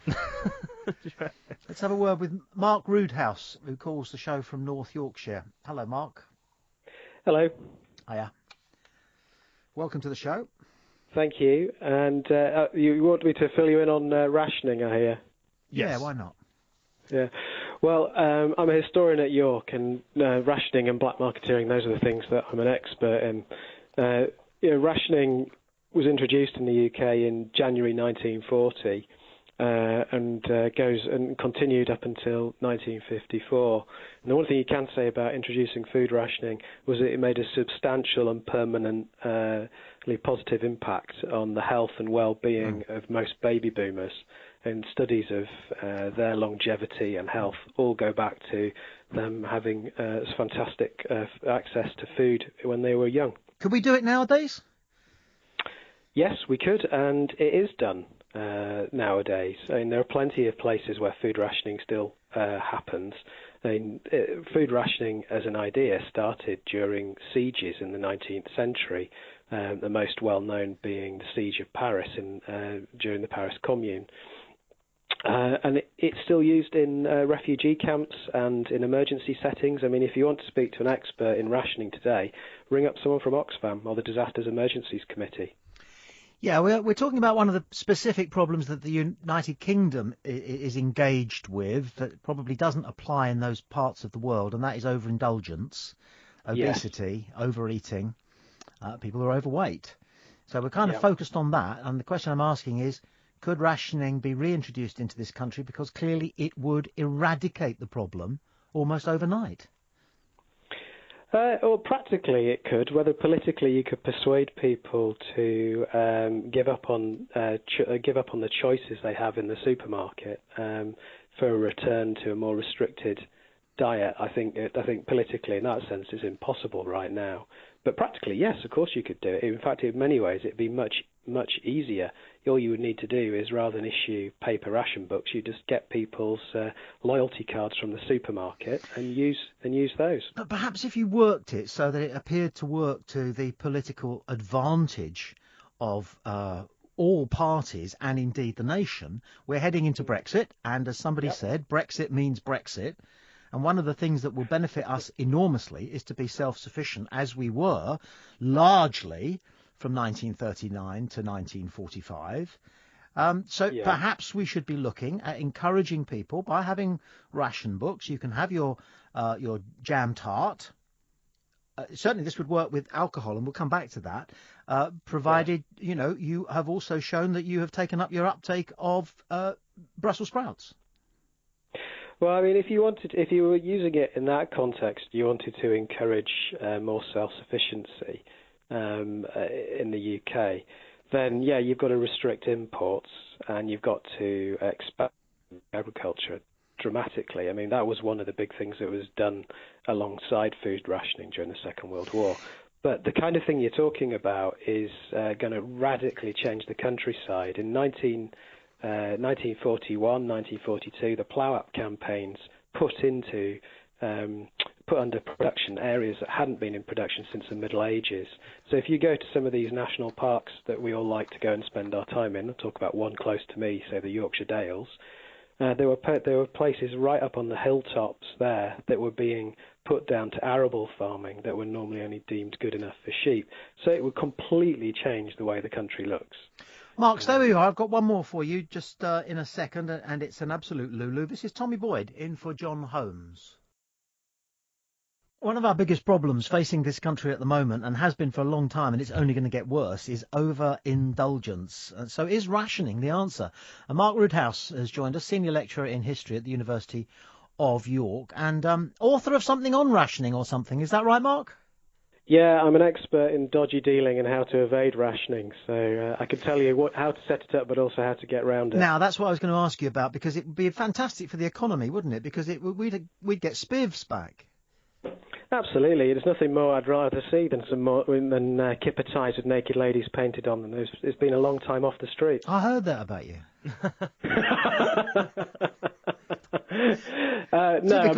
Typical lecturer. No, every offence meant, mate. No, I mean, it's one of those things where, you'd introduce rationing, and all too soon you'd find that there would be an increase in crime as various people tried to find ways around it. And the dangerous side of rationing is it brings business people together with organised criminals in a way that you don't normally see. So that is the danger. It criminalises a lot of otherwise ordinary activity and lets people, undermines people's respect for law. One last tilt at you then. It would be a lot easier to organise it in terms of alcohol. It would be halfway between the free for all that we have now and the prohibition of, for example, America in the 30s. And if men and women had a ration book for the amount of alcohol that they could consume during the week, I think it would just focus the mind. Yeah, I mean, I can see why you might suggest that. I mean, but I would sort of say, and I'm not a neoliberal in this regard, but why don't you just put the price higher? Well, it never works, does it? Look at petrol and fags. They try that until they're blue in the mouth. It never works. Well, I don't know. I think about my own 18-year-old son. If you said to him a bottle of vodka would cost 50 quid, I don't think he'd be buying a bottle of vodka. Yeah, but we can tell that you're up north because that's what it costs down here now. Yeah, I think ultimately it's, can you persuade people to give up choice? And are they willing to trust the government to know best? Because all of that, there's that well-known phrase about the man in Whitehall knows best, and that phrase comes from the 1940s, and it comes from rationing. It was when civil servants told people what was good for them and what they should and shouldn't eat and how much they should have this and they shouldn't have of that. And things have changed so radically since then. People are used to having so much freedom when it comes to their choices. But I just can't see how you can persuade people to go back to that thinking. Real pleasure talking to you, Mark. Thank you for your time. No, thank you, Tommy. Nice to speak to you too. Mark Rudhouse, as he said, is an expert, and indeed he was. I thought. Well, rationing, right? So you know what rationing means? Have you done some research? I have done. I've done some Wikipediaing, so watch out. All right. Each person allocated a scientifically devised weekly provision of specific foods. That is what rationing is. Each person. So are you happy to eat one of these morale-boosting concoctions that was given during World War II? Do you eat crab at all? I have done. Yeah? Okay. Would you eat it if it was a mixture of no crab, powdered egg, cheese and salad cream? Does that sound delicious to you? Well, would you happily volunteer for that programme, this is what you're pushing for? Yeah, it is. No, it's not actually. That's substitute. That's totally different. You say, do I eat crab? Yes. Well, how about this? It's not crab. It's a totally different argument, isn't it? Well, yeah, but this was mock crab. If you fancied crab, you want rationing. Yes. And you want a bit of crab. You can't have it, so instead you have to have powdered egg, cheese and salad cream. Just explain something here. I do not necessarily mean what I say. What do you mean? Not what I said, is what I mean. For example, the idea of rationing alcohol, I would take to the barricades if they brought that in. I think part of the problem is that people don't drink enough. And I believe that I was born literally alcohol deficient, because I don't know if you know this, but the body creates a considerable amount of alcohol by itself, and it's supposed to. Did you know that? I didn't know. No, well, I'm here to tell you that the amount of alcohol that is naturally produced by the body is enough to fail you a breathalyzer. Now, that is a staggering piece of information, isn't it? Where does all this alcohol go, though? Where does it go? It goes into the same place that alcohol goes when you drink it. It goes into your bloodstream, and it keeps the body in tip-top condition, and it keeps your emotions well balanced, and it keeps your mood where you need it to be. Our body is a brewery. Okay, so if I had a breathalyzer test now, you're saying I'd not fail come out it. nil. When did you last drink something? Yesterday evening. Well, you've probably still got that in you, haven't you? It takes 3 months for artificially. Yeah, but you're saying there's enough alcohol in my body to fail a driving test. And it's in the same place as the alcohol that I drink. It's created in the gut. Okay, yeah. Unimaginable amounts and numbers of bacteria are busy in your gut doing all sorts of jobs, and one of them is creating alcohol because the body needs alcohol. And I am deficient in that bacteria, so I have to top it up. Don't laugh, it's a condition. I could probably get a grant or a parking space at a supermarket. Outside the pub, that's not a good idea, is it? It's a disability. It's a minor disability. I was born about 2 pints. No disability can be treated with Jaeger bombs. I was born about 2 pints deficient. There it is. You know, can you feel my pain? So, I think that just about sums up everything we need to know about alcohol, in my own view. And I found certain aspects of that hour, and indeed the hour before it, slightly irritating. Which is why, from 3 until 4, this is Tommy Boyd in for John Holmes, and back on Talk Radio, we will be celebrating all things irritating in the irritable hour. Tommy Boyd on Talk Radio.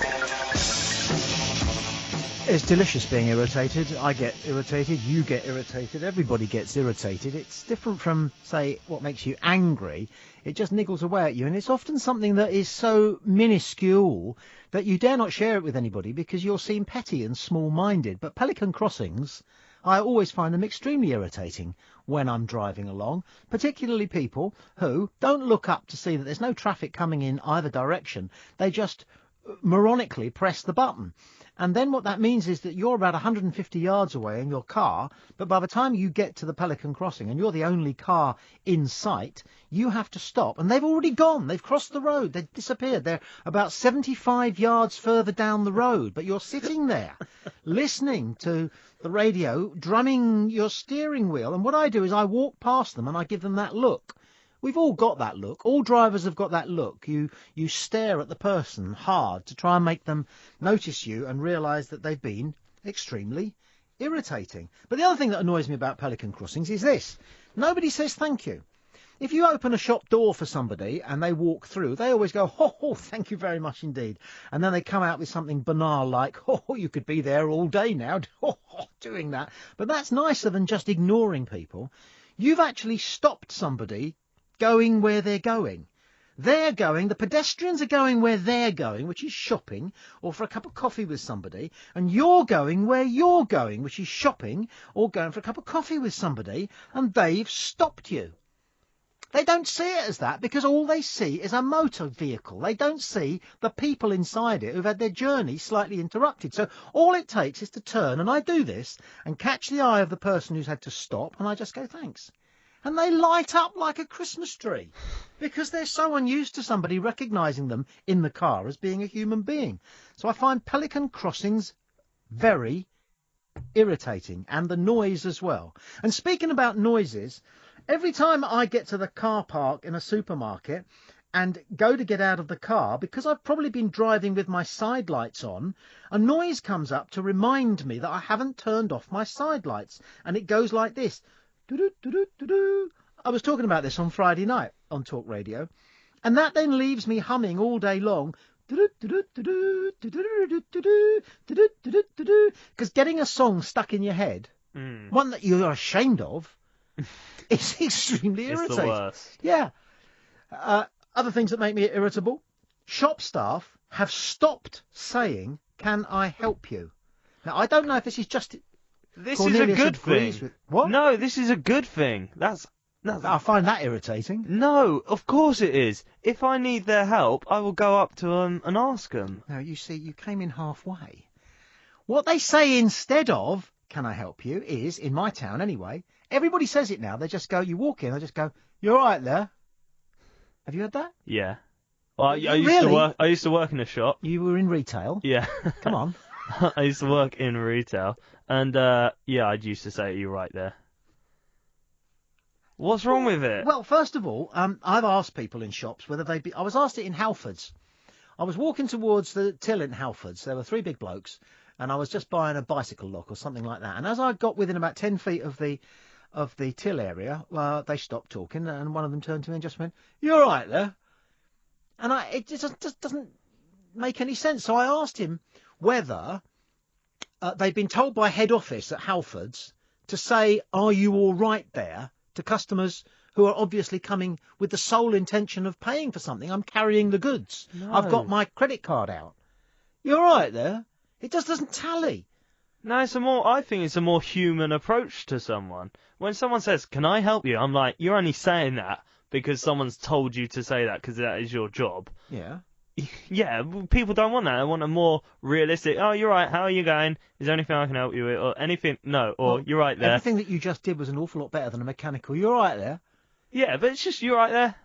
Because the answer to that is, yes, Lots I of am all people- right there. And yet, in fact, I'm not all right there because I want to be served. So what's the answer to "You're all right there"? Is it yes or no? Yes, I'd like to buy these products, please. In that case, you're not all right there because you haven't actually made the purchase yet. You haven't been served. So What? technically, are you all right there? No. No, I am not yet in possession of this item that I am very clearly attempting to buy. Yeah, so the but question, surely "Are you're you all happy right that there?" has they've to be no. acknowledged you. You're happy that they've acknowledged you and they're Well, ready hi to would serve be. you. What's wrong with hi or good morning? Well, yeah, it's normally a good morning. I think it's lazy. I think it's contemptuous. I think it's despicable. I think that it is inching us further closer to not only Brexit, but possibly a nuclear holocaust. I'm overstating my case a little in order to secure some kind of high ground. Road signs. Okay, I don't drive, so what's wrong with them? Because they just proliferate drastically. Every 100 yards now on a British road is War and Peace. They must cost the country an absolute fortune. It's impossible to read them all if you're driving and not kill a pedestrian. And I think it's just put up there by councils in order to cover themselves. There's a roundabout very close to where I live, at which there are no less than, because I've counted them, 52 signs on this one roundabout telling you that there are cyclists and there is a cyclist lane. 52. Not exaggerating. Yeah, surely that's saving lives, though. Making But people nobody aware. ever uses the cycle lane anyway round a roundabout because, it's suicidal. Everybody gets off and walks round a Yeah, lots roundabout. of people use cycles. People who think they're cyclists go round it at 30 miles an hour. Yeah, so drivers need to know that cyclists are doing that. Is there anything more irritating than cyclists? I don't know. I don't drive. In so. their Tour de France outfits Oh yeah. on a Sunday morning. These bloody great pelotons going around country lanes, 8 deep. Yeah, I know, it's the worst. They're all aged 52, and they are all white-collar working men. You've never seen anybody from a sink estate throwing their leg over a Claude Butler, have you? No. That's very irritating. What irritates you, Cornelius? Train snobbery. I am someone who likes to put their feet up on the chair opposite me. And the people that look at me, and I know there's signs up, and I know you're not supposed to do it, but I don't see the actual problem in it, because I always check my shoes are relatively clean. Yeah, I agree with you. So that's fine. And I just like to relax. And also, I hate it. Also, I like to put my bag on the seat next to me. Yeah, of course. I will not do it if there's no other... No. You know, if there's such a small amount of seats available that it's clear it's need to be used. But sometimes people will ask me, "Oh, can you move your bag, please?" And there's a seat over there, and they're only doing it because they're trying to teach me a lesson. I know. I had that happen to me. Exactly that happened to me once. Somebody deliberately came and sat next to me in an empty train because my bag was on the seat next to me. Yeah, and what's the problem? I mean, it's nice having your bag next to you. That's a nice thing, and it's safer, and you won't forget it. I left something on the train the other day because I had to put it in the holder above and stuff like that. It's so annoying. Now, you carry on putting your feet on the seat in front of you on the train because you quite enjoy being irritated by people who will make funny noises about you having your feet on the seat. Because they don't say anything to you often. They don't. Do they? No. They just go oof. They move their bodies slightly, and if they're wearing a coat or if it's a female with a dress, they'll just tuck it underneath the thigh that's closest to your feet, as if to say, you must have some dog poo on that. Yeah, I know, but it's like, I know my shoes are fairly clean enough, or I'll put paper down, but people still seem to have a problem with it. I've seen it's such a relaxing thing to do, especially when you're on the train home. Yeah. Like, my train home isn't that busy because obviously we finish at 4, so it's a nice thing. Also, people seem to have a problem with me enjoying a beer on the train home. Yes. And it is, and again, it's train snobbery. It's completely illegal. No, it's completely legal. Yes. And people never say anything, but they sort of... I couldn't agree with you more. My dear wife, who is a senior lecturer in education and child development, I bought her, because she goes on the train to work every day, about an hour, and she used to like to drink a bottle of water, but bottles of water are round and it's difficult to get them in your bag. And so I found this website where they make these fantastic water bottles, which are thin and square. Okay. And so they fit nicely into briefcases. Yes, okay, they are fantastic. That's clever, yeah. And she was over the moon, and she used it for 3 or 4 days. And I know she stopped, and she said that was because people on the train were making it absolutely clear that they thought that she was necking vodka at 7:30 in the morning on the train. Because it looked like a bottle. It looked like one of those quarter bottles of vodka that you... Oh, the small ones. You like can Glens, get. the flat ones. And I said to her, we all know, because we've all read the Girl on the Train, that if you do want to neck vodka from at 7:30 in the morning, all you do is you buy a bottle of Buxton, you pour it out, and you pour your vodka into your ex-Buxton water bottle. That's, the alcoholic's way forward. So what makes you irritable? Remind us of the phone number again, because I'm rubbish at that. Yeah, sure. It is 0344 499 1000. That's 0344 499 1000. Call that at your standard network rate. You can text talk and your message to 87222, or you can tweet at Talk Radio. We've had some tweets in about this. Okay. Where we go. Hedy says pigeons irritate him. He says they are moronic birds with an awful dull hooting. I hate them so much. I probably do not qualify as it's not just being slightly irritating. No, it's fine. Matty Scott says people with poor punctuality irritate me. Why must you be on time? Why be late to somewhere that you've agreed on a time? Grr. I hate people who really want everyone to be punctual. You do? That irritates me. I'm late sometimes. Just get over it. How late? I'm never too late. No. Like maximum half an hour. Apparently, the best amount of time to be late is 13 minutes. Yeah. They've done research. Why is that the best? Well, because people are pleased to see you because they've just started to wonder what they're going to do if you don't turn up at all. Okay. If you're 20 minutes early, you're a nuisance. Oh, yeah, definitely. Don't get there early. Being early is definitely ruder than being late. As rude as being late in many circumstances. Can I just remind you, listening at home, because you probably already know this, but it's important to reiterate that this week the Paul Ross Full Set Breakfast is on tour. With the general election, obviously, a week Thursday, Paul will be in a different place each day, covering marginal constituencies across the UK. So far they've been to Brighton and Edinburgh, and tomorrow you can join Paul and the team, this is Wednesday, from their third location, which is Manchester. They'll be joined by candidates and local voices, finding out which way the UK will be voting on June the 8th in those necks of the woods. Plus, with just over a week since the horrific terror attack at the Manchester Arena, we will be seeing how the city has been affected. That's the Marginal Mystery Tour, all this week on the Paul Ross Full Set Breakfast from 6 a.m. on Talk Radio. It's now 3:15, if that's relevant to you, and we are an hour into the irritable hour. It's great celebrating the things that we just find extremely irritating. Do you, Cornelius, find the pricing of everything at something 99p at all irritating? Not massively. I'm used to that. I've grown up with that. Do we need a 99p coin? No. No, we don't, do we? No, that would irritate me more that's a thing. Okay, so what do you do with all the brown coins that you come home with? I keep them in my wallet, and then there's a pot next to my bed that I put them in, and then you get to go to the Sainsbury's or wherever your Coinstar machine is. Fantastic, isn't it? Yeah, it's really good fun, and you don't know how much you're going to get. And you get a foreign coin, and you're just, I've never even been to that country. It's brilliant fun. The other irritating thing, though, is a wine bar that I sometimes go to will sell you a large glass of Malbec for £10.10. That is quite annoying. Isn't that irritating? Just say £10. You know what they've done there? Yeah. They've added their own 10% tip on to the price. I suppose they might have done it that way, or are they hoping that a sufficient number of wealthy customers will go take 11 quid? Oh, and say keep the change. Yeah. But it's irritating. High vis yellow. Yeah, that's I quite like that actually. Oh God.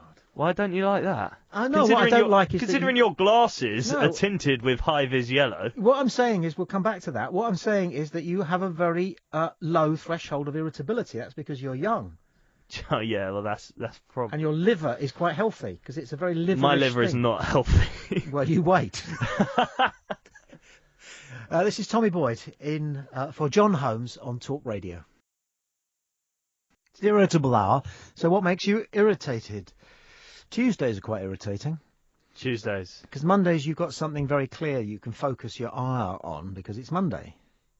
Mondays are more irritating. Mondays are obviously irritating. Okay. Mondays, but Tuesdays aren't much better than Mondays. Are they really? No, they're like sort of basically Monday. But radio DJs, on Radio Git FM, they don't go on about, oh, how terrible it is, it's Tuesday. Like they go on about, oh, God, it's Monday. And then on Friday, I hate it when they go, so we've made it through the week to another weekend.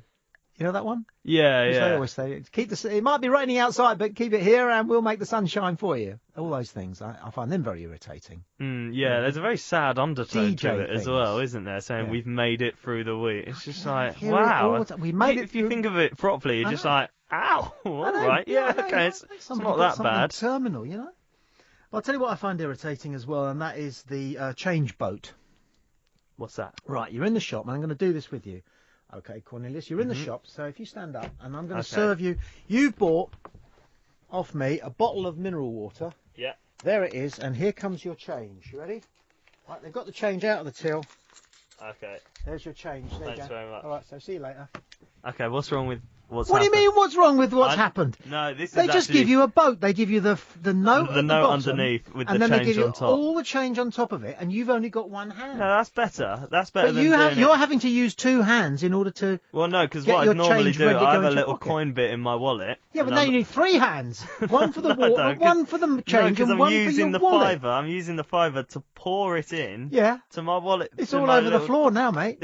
It is irritating. No, right, I'll give it. You see, one of the great Also, things. you're protecting the note from flying off. One of the great flying off. One of the great things So about. I did the opposite thing there, and you dropped a coin.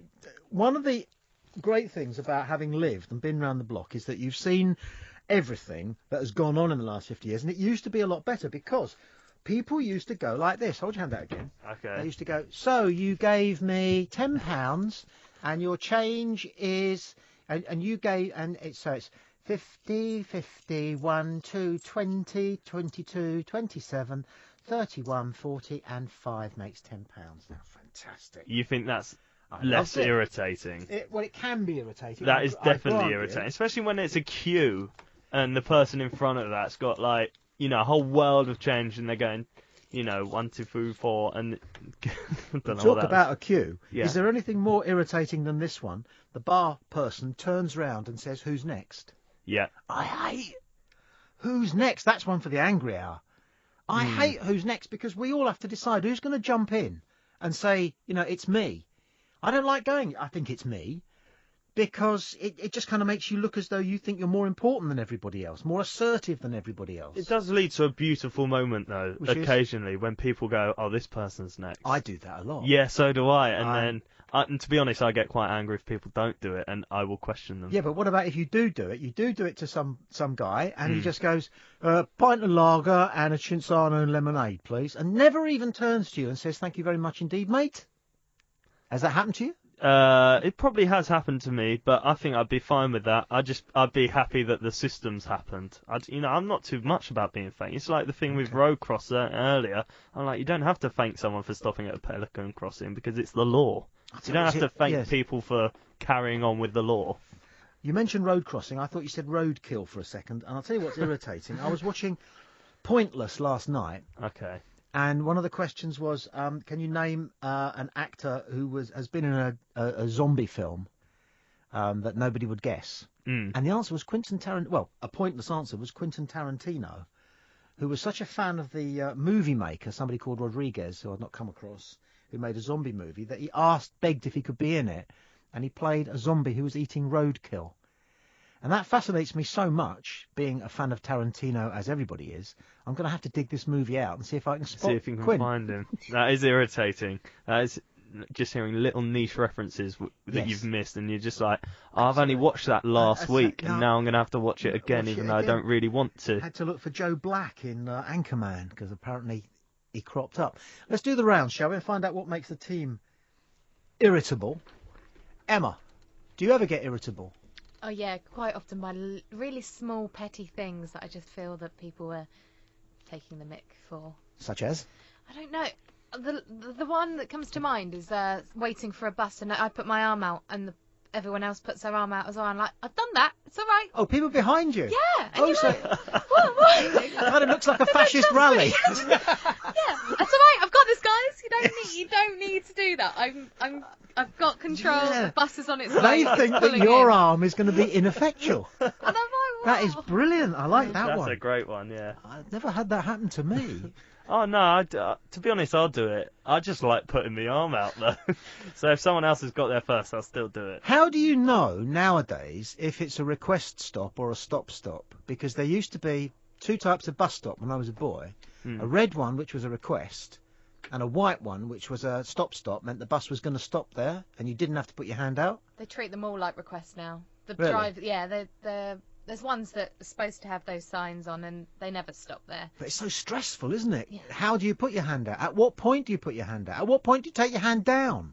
As soon as the indicator. I knew you were going to say that. Indicator. As soon as do you you can, trust them, you though? just stare them out and you go, yep, definitely coming in. What do you do when they go past, even though you've signalled? Run after. I've had one before where he said the bus stop's closed and I'm like, no, it's not. And I was pretty much stood in the road in front How of did him. he say that as he drove by? Well, did he open 'cause I the was door stood- just going, the bus stop's closed? No. I chased the bus once and managed to catch it because there was plenty of Okay. traffic, and I got to the next bus stop. Maybe you wonder why I bothered to catch a bus. Why didn't he just run to work, you know? And I had it out with him, and he said he didn't see me, which was a lie. but then what he didn't see you. What do you do? That's what you want, a blind bus driver, isn't it? Well, we could come on to that. I was talking about, halfway. I was thinking about what's going to be a halfway house between driverless cars and what we have now. Is what you just suggested. Blind bus driver. Well, it's radical, but we should give it some consideration. We can't just. The worst. We can't. No, you came up with the idea. No, it wasn't my idea. Look, people are complaining now. Do you know how to speak to the radio authority when it comes to it? I work with John Holmes. Yeah, I believe you do. Okay. All right. Well, in the moment we've got before the news, we'll detain Victoria by asking her whether there are things that irritate her. So many things. Good. So many things. Slow walkers. Yes. They do my head in. People who look at their phone. So I cycle a lot, and there's often pedestrians trying to cross the road. They're not looking because they're just like little zombies on their phone. I'm like, get out of the way! Is that how you do it? Yeah, I scream at them Do you and actually ring do it my like bell. Yeah. There's this world of difference between screaming "get out of the way" and going ding. I do both. If they're really Ding, ding. annoying, yeah. Or sometimes just ring the bell and glare. Show us your look, because we were talking in the first hour of the programme about the look that you do if you're driving a wheeled vehicle, whether it's a car or a bicycle, at people who deserve a look. So she's just narrowed her eyes, rather Clint Eastwood stroke Robert Mitchum like, if you go back that far. And do it again. Like, give them a proper evil. And the jaw goes out a bit. Like, you've got to look a bit stern. Yeah. Yeah, and often there's a hand gesture accompanying this. Oh, wow. Which one do you use? Various ones, yeah. You don't use the ultimate one if it's a man, do you? Because women don't, I think, realise the actual pecking order of hand gestures. Right. Do you? I don't know. Well, I need to be enlightened, evidently. I presume there isn't a camera in this studio. No, you're fine to... Excellent. Okay. Well, there's that one. Yeah. Which is I don't do that on the bike. Very South American, isn't it? Yeah. And there's that one, which is a bit old-fashioned. Then there's that one. But the one that men hate most of all is that one. Yeah. Why? Because it suggests they can't get a girlfriend. Oh, right. Okay. I might start using that one more then. I would. Yeah. Glad you've been of service. This is Tommy Boyd in for John Holmes. It's the irritable hour on Talk Radio, but now it's time for the news. It's the irritable hour, and Christopher calls from West Wickham. Hello, Christopher. What's irritating? So when you're enjoying something, but the people that you're with are trying to make you enjoy it to the same level or in the same way that they're enjoying it. Beautiful. Beautiful. I know exactly what you mean. Yeah. So like you're at a party and you just want to talk to your friend, or you're having a chat with somebody, you've met somebody new, but then somebody else wants you to dance along or come and eat something or try something or do something that they're doing, but you want to just enjoy it, what you were doing. I think that's very profound. It's like when you're in the kitchen and somebody's in the living room and they're watching a comedy program and they're on their own and they want you to come in and join in enjoying it with them, and so they do their laughing a little bit louder than they would do if there was nobody in the house at all. So you get this sudden which means come and join me. Come and enjoy this as much as me, please. Same sort of thing? Yeah, and if you don't do it, then they sort of imply that you're being a bit of a bore. Yeah, you're being huffy. Yeah. Yeah, you're ignoring them. You're not joining in. Mind you, it is hard, isn't it? Sometimes, when, for example, do people ever tell jokes in your social circle? Oh, yeah. Well. Then you have to laugh. Do they tell them well? Not really. No. And so you're thinking to yourself, you're half listening to the joke and half thinking, how am I going to fake a laugh? Ha ha ha. Yeah, very good. You sort of go, don't you? Yeah. It's a tyranny, really, and that's exactly it. Yeah, that's what really. It's like coercion. You have to be coerced into enjoying everything in the same exact manner that they're enjoying it. It's Big Brother in the Orwellian sense rather than the Channel 4ian sense. Yeah. Thank you, Christopher, for your call. Christopher, he's just irritated. Yeah, he sounded it. Just sounded irritated. We've had from the team what irritates Emma. I wonder what Michael finds irritating. Apart from the other people doing your ideas. Yeah, thank you, by Victoria the way. did your slow walkers. Tell her one thing. I looked through the glass screen and I saw your face go irritated. Tell her one thing and then she uses my idea on National Live Radio. What's that about? Right. That's what irritates me, by the way. That's now moving up to the top of my list. Yeah. What else have I got? Oh yeah, so she already stole my people walking slowly idea. Thank you, Victoria. People who drink half pints. Oh, come on. No. Cornelius mentioned earlier on the show that he manages to avoid the tyranny of alcoholism by switching to halves. Only if you need to. I'm sorry now, but there needs to be there's a protocol when you walk into a pub, bar, whatever, gastropub, whatever we call it. By the way, gastropubs. What's that? Very nice one. Very Sorry, irritating. just came upon that one.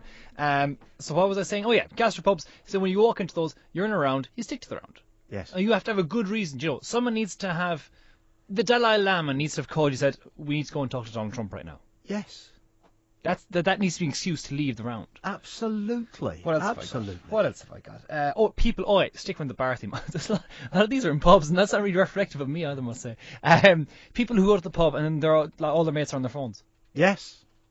And taking photos Yes. in the pub. Nobody's selfies. talking to each other. When did we lose that sense of camaraderie and just talking and relaxing and I hate going to pubs where the music is too loud, or bars or gastropubs or whatever they want to do. Yes. And you can't actually hear what's actually being said. Oh, and people putting their phones on the pub table. I don't have such an issue because I feel the phones that they make now are too big, and it is uncomfortable in my pocket if I'm sitting down and it's prodding into my hip or my thigh or whatever it is. Yeah. So in that essence, I actually don't mind that. But my point can be, if I'm agile, that it's a bit like that scene in Crocodile Dundee, because you'll put your phone down, another guy will put his phone down, and the guy with the iPhone 6 Plus S will go, "Oh, that's not a phone. This is that's a phone." So that's irritating. Yeah, exactly. So just that constant kind of need when you're out and about, rather than just enjoying yourself and enjoying the atmosphere, the ramble through the night. You have to document each and every moment. Yes. Just for what? And sorry, I have to go with this one. Staged photos. My mother will kill me. Staged photos. Stay where you are, Michael. Let's go to Tim in Liverpool. What's irritating, Tim? Hello, Tommy. Yeah, the most irritating thing I've ever heard is, these drunken old lushes, when they start talking about how much they can drink or how badly damaged their liver is. Yes. There's nothing worse Nothing more those. irritating. I mean, you've got to say. Yeah. There isn't, especially when you're sat there enjoying a nice cup of tea in the afternoon. Yeah. And you hear somebody suddenly saying, "Oh, my liver's badly damaged. I drank 15 pints of beer last night because, of course, 14 was never enough. So I had to have another one." And you know that. Well, it's your own fault, isn't it? And you know that when the doctor says to them, "How much do you drink?" they say, "Oh, maybe a glass of wine." Once a week. A glass of wine. A glass of wine with my meal. You must have met people like that. All over the place. I mingle with journalists. Well, that's it then, isn't it? You see, you'll be lost to them sitting there telling you about how badly damaged their liver is, or how it's affecting their eyesight, or how they just can't afford it anymore. They don't earn enough at work. And what they tend to say is that it's amazing that they don't seem to get drunk anymore. Have you come across that one? I don't seem to get drunk anymore. And usually when they do that, they're leering over some young girl who's about 16 years old. Even the women? In the pub anyway. What? No, the women are worse, aren't they? They come over and sit on your knee and start talking, but they don't normally behave like that. No, sadly. When you're drunk, you see, you don't care, do you, anymore? You just think, well, I don't really care, do I? I'm busy drinking. I've had 14 pints and there's another pint there. You go away and leave me to drink. No, because I'm one of these people who says, I don't seem to get drunk anymore, nor do I have hangovers. That is worrying. You don't have hangovers anymore. Isn't it, Tommy? It is. You obviously never get any hangovers, do you? You've never had a hangover in your life. Not for a long time, no. They're supposed to get worse as you get older. No, they don't. They get better. They clear up. It's the opposite of male pattern baldness. I don't believe it. Maybe they're inversely proportionally linked. Tim, thanks for your call in Liverpool, and good luck to you, and talk to you again, I hope. Yeah, not a problem, Tommy. You take care. Don't be drinking too much. All right. Bye for now. I liked Tim, but I will say this: I hate Take Care. Take care? What's wrong with it? Well, what are you going to do? That's just a nice gesture, isn't it? But we've only got words, Cornelius, and I have to take care, or else, no, I'm not going to take care. I'm going to throw myself off this fire escape. What should you say instead? Goodbye. What's wrong with that? What do you Nothing's mean? wrong with goodbye. Well, nothing's wrong with take care. Well, there is, because there is an implication that if they hadn't said it, then you wouldn't arrive at tomorrow. I'm just saying, if you It's want fine. to, If that everything irritates you, it's fine. But everything's that's irritating. stupid. We're in the middle of Michael's list, and I hope it's long. I ran out of steam there after all that. Oh, sorry. I did enjoy Cornelius's just saying that's stupid. That's just to completely write you off there with regards to take care. I like take care, by the way. What's wrong with that? Although I because I'm in the UK and obviously as I can't really hide it anymore, I'm Irish. I just say toodle pip and tally ho. I'm trying to simulate. Toodle pip and tally ho is fine. It's a little bit. Do you ken John Peel? But, yeah, I know, but that's part of the idea. Is it? So there's just have a bit of fun with it. Yeah. Oh, absolutely. It doesn't speak of the English squires who desecrated your wonderful country for so many hundreds of years. Captain Boycott. About 800 actually, as it turns out, Tommy. Was it 800 Yeah. now? Yeah, you're right, I think. In around. Well, we only bothered to talk about it from Cromwell onwards, so... Oh, trust me, there's a long one before that as well. Well, I did not know that, and I will look it up. Yeah. Interesting. See, when I go abroad, sometimes I was talking to this smashing Sri Lankan chap, and he said, do you have any idea what it was like to be ruled by the English for 60 years? And I said, yeah, because my family have been ruled by the bloody English for about 1,000 years, and they treat us just as oppressively, frankly, as they almost as oppressively as they treat you guys. Yeah. Almost. I have another one for you, though, Tommy. Go on, then, boy. Pets being treated as people. Oh, yes. What's this about? You got your Louis Vuitton bag, you stick some rat in there. It's going to do its business all over, isn't it? And shall I tell you what I also find it irritable about dogs, in particular? You can go on. Well, I like dogs, though, so easy. It's not the dogs, it's the people. Oh, yeah. When you're out walking your dog, right, there's a pecking order. If you've got a Westie, then you're below a Labrador. Definitely. Oh, sorry, what? Yeah, because a Westie is more like a hamster. Yeah, okay. Whereas a Labrador is it's a a Labrador. It's a dog. And then if you've got something exotic, like, I don't know, a Saluki, or what's that one with blue eyes? Oh, and brown it's former hair? husky. Yeah, I know the one you're Oh, talking if you've got a husky, you're in the lead. Oh, yeah. Well, naturally, look at them there. But then somebody arrives, and guess what? They've got 2 dogs. And don't they just strut it out with their 2 dogs? Okay, and yet, funnily, they even think they're better than people who've got 6 dogs, who are the professional dog walkers. Oh, yeah, sorry, this rides the profession of dog walker. Sorry now, what's that about? Well, it's irritating. How do you contact the programme if you just want to tweet? At talkRADIO on Twitter. It's Tommy Boyd in for John Holmes. This is Talk Radio. Looking forward to tomorrow's show already. I think today's it's been a 7 for sure, solid 7. Cornelius is here, the gang. No. Yourself, if you want to tweet, I'll get some tweets in just a second. It's the irritable hour, but we'll just take a little detour from that because Scarlett's been doing some research into, for example, the difference between an apron and a pinny. Right, so I have found that the apron is something that you wear whilst cooking. It's the usual kind of throw over the head, tie up at the back kind of apron. As your pinafore is a dress with no sleeves that is usually like a uniform that was worn in a lot of private schools, only worn by females. I see, so it's got a whole range of connotations and validity for men. Understood. That's very illuminating. Thank you. Yeah, that one was interesting. I'm just holding that image there for a second. That's excellent. Excellent. And I also asked you, commissioned the following piece of original research into whatever else it was. The sneakers versus the trainers. difference between trainers and sneakers. Excellent. Yes, there is no difference. They both have rubber soles. Technically, there is no difference, but a sneaker is usually for casual wear, as your trainer is for running and active wear. And plimsolls. I know I didn't ask you to research it, but plimsolls are considered by you kids trendy? In America, they're called tennis shoes. They are. And in this country, they're called plimsolls. Yeah, look, I mean, lots of people wear them, don't they? They are quite trendy. But I always get diverted by the fact that it's the same name as the man who invented that line that goes on ships to make sure that ship owners didn't put too much cargo in them, the plimsoll line. They're not connected, are they? You don't know. I don't think so. I know that I used to wear plimsolls a lot when I was in primary school. Is there a P in it? Because we always put a P in the middle, don't we? Yeah. Yeah, you just said not. plimsolls. I've just been corrected on Google. For what? For writing plimp soles. Have you? Yeah, it's really showed me up there.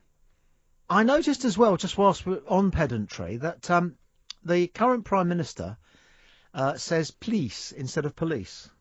A bit like Nancy would in Oliver, if you've ever seen that. Help! Police! Police! And Theresa May says police as well. I hadn't noticed that. It's just a small thing that you notice. Right, Scarlett, thank you very much indeed for that. No worries. Tell Alex that you did a good job if you're on the phone to him tonight. Dad? I will. Yeah, I'm planning to. I'm going to call him. But I spoke about you. You might be impressed. Yeah, I should think so. Let's do a couple of tweets. Michael, are you out, or have you got more things that irritate you? Ooh, let's see. What else can we come up with? Well, whilst you're thinking, go on. Scarlett, did you have some irritate? You don't seem somebody who is likely to get very irritated. Does she seem the sort of person who could get irritated? I'm not No. sure because she's on work experience. So the thing is, she's trying to impress and be enthusiastic about everything all week, as they all tend to do. You've got that sort of puppy dog thing. Things do really annoy me, Okay. but I'm very good at I don't come out and be like, oh my god, this has annoyed me. My friends might disagree. One thing that really does annoy me is selfish people. Yeah. Really a lot, because I work in hospitality as a part-time job, and especially when you work as a team and people are just like, no, this is my section, I'm going to do this, I'm going to do it on my own, and they're not being helpful. That really irritates me. May I just say that you beautifully underlined a piece of advice that I was giving Cornelius earlier before we came on air. He told me that he used to work in a shop, and I told him that since he had executive aspirations, he should change that to he worked in retail, just as Scarlett, who sometimes does a bit of bar work. No, she doesn't. She's in hospitality. Hospitality. We all call it hospitality Of course at you the restaurant. do. Of course you do. Just to a waitress. Yeah. A waiter. Sorry. Yeah. Okay. But hospitality sounds so much better. Yeah, and even when we go, because a lot of people go out for drinks after, they call it hospitality drinks, and we'll meet up at this place which is for hospitality people. Right. So which of you on the team fancies a bit of hospitality after the programme? I can't, actually. I've got to catch the train back. But would that work? I'll join you on the train, mate. It's my favourite place to drink. It is a good place to drink, actually. You're absolutely right. And when you make that noise it's with the tin, great. and It's everybody so else envies good. you, Yeah, because they've got their Starbucks, which probably costs more than your pint of Stella or whatever. I don't know if this is technically legal, but I've sold cans of beer to a man on a train once who was so jealous of mine. How many did you have? I had 4 in total. Of course you did. And he said, "Oh, can I buy one off you?" I donated one to him. You gave it to him. Of course you did. did. But the second time he's like, "No, take £2 for this second one." So Back when people used to smoke, somebody would often say to you, "Can I buy a cigarette from you?" And nobody ever sold it. Yeah. Mind you, how much is a cigarette nowadays? You don't smoke. I do you, don't Cornelius? smoke at all. How much do you think a so cigarette is? I've no idea. I Have a think guess. is it like a tenner a pack? It used to be. It used to be. In old money, it's 10 bob. 50p. Yeah. About, isn't it? You smoke, Michael? No, never have. God, no. Look at you kids. What a so healthy clean. team this is. I know, yeah. Fantastic. Scarlett? No, not a smoker. That was a straight up lie. Any more irritations, Michael? Or... People who can't use social media right. Yes, God, yes. And who are far too open and, emotionally involved with social media. Far too involved, isn't that everybody? Well, perhaps. But I don't want to hear your life story. No. And I know that kind of because it goes into a deeper conversation about, conversation that we must have as a society about mental health and so on and so forth. But there are times and places. On the other hand, doesn't social media go a little bit too far in the other direction of making light of everything? Yeah, no, this is true. I mean, Theresa May and Jeremy Corbyn did their business yesterday. I thought Jeremy Paxman was appalling. Yes, so did I. He interrupted every first sentence that anybody tried to begin to answer. But that's Paxman, isn't it? That's his style. Yeah, but these guys like Dimbleby and like Mary Nightingale. Andrew Neil. Yeah, it's just about them. Well, actually, yeah, no, Andrew Neil, sorry, I thought you were going to say the other direction, because Andrew Neil I saw his interviews with Corbyn and May, I thought he was fantastic. I thought he was pretty good, actually. I was just going along with you there out of politeness. Let's have a look. A couple of quick tweets since we're talking social media. Adam has tweeted, people who say Brexit instead of Brexit. Do people actually say that, though? Yeah. Okay. How many politicians has it got to so far who have occasionally mentally done a slip and called it breakfast instead of... Have you heard that? There's been a few, There's been montage, enough for a montage, which I think I have seen. Come on, it's a GIF. What is a GIF anyway? A GIF is a moving picture, it's silent. I thought it was a GIF. GIF. It's supposed to be GIF, but in common parlance it's GIF, and now that's the accepted term. Does anyone know what it stands for? Graphic interface, something, file. Graphic interface file, or something like that. Yeah. Tomorrow I was going to discuss the possibility that all the problems we have in the Western world at the moment, most of the problems that we have in the Western world at the moment, are the fault of hipsters. Hipsters? Hipsters. What's wrong with hipsters? Well, so much that I will come up with by tomorrow morning. See if you can get onto the National Association of Hipsters, which is somebody pointed out to me the other day. If it exists, it will be acronymized as NAH. Another tweet. Thank Tommy for keeping me sane this afternoon, during which I have had many close calls on the GGs. That's Martin. Afternoon horse racing. Fantastic. Absolutely superb. Just sit at home, watch the telly, and lose not too much money. It's £2 minimum on most betting sites. Just having a look. Can't read that one. There's been one or two of those here, Tommy. That one. We did have one in from Nat Kimber who said that people looking at their phones whilst walking. He's a wheelchair user, and he says he wants to run them over, which I don't think is the right answer to the problem. But he raises a viable issue. How far are we off people who use chairs being at our eye level, which I think would help so many things enormously?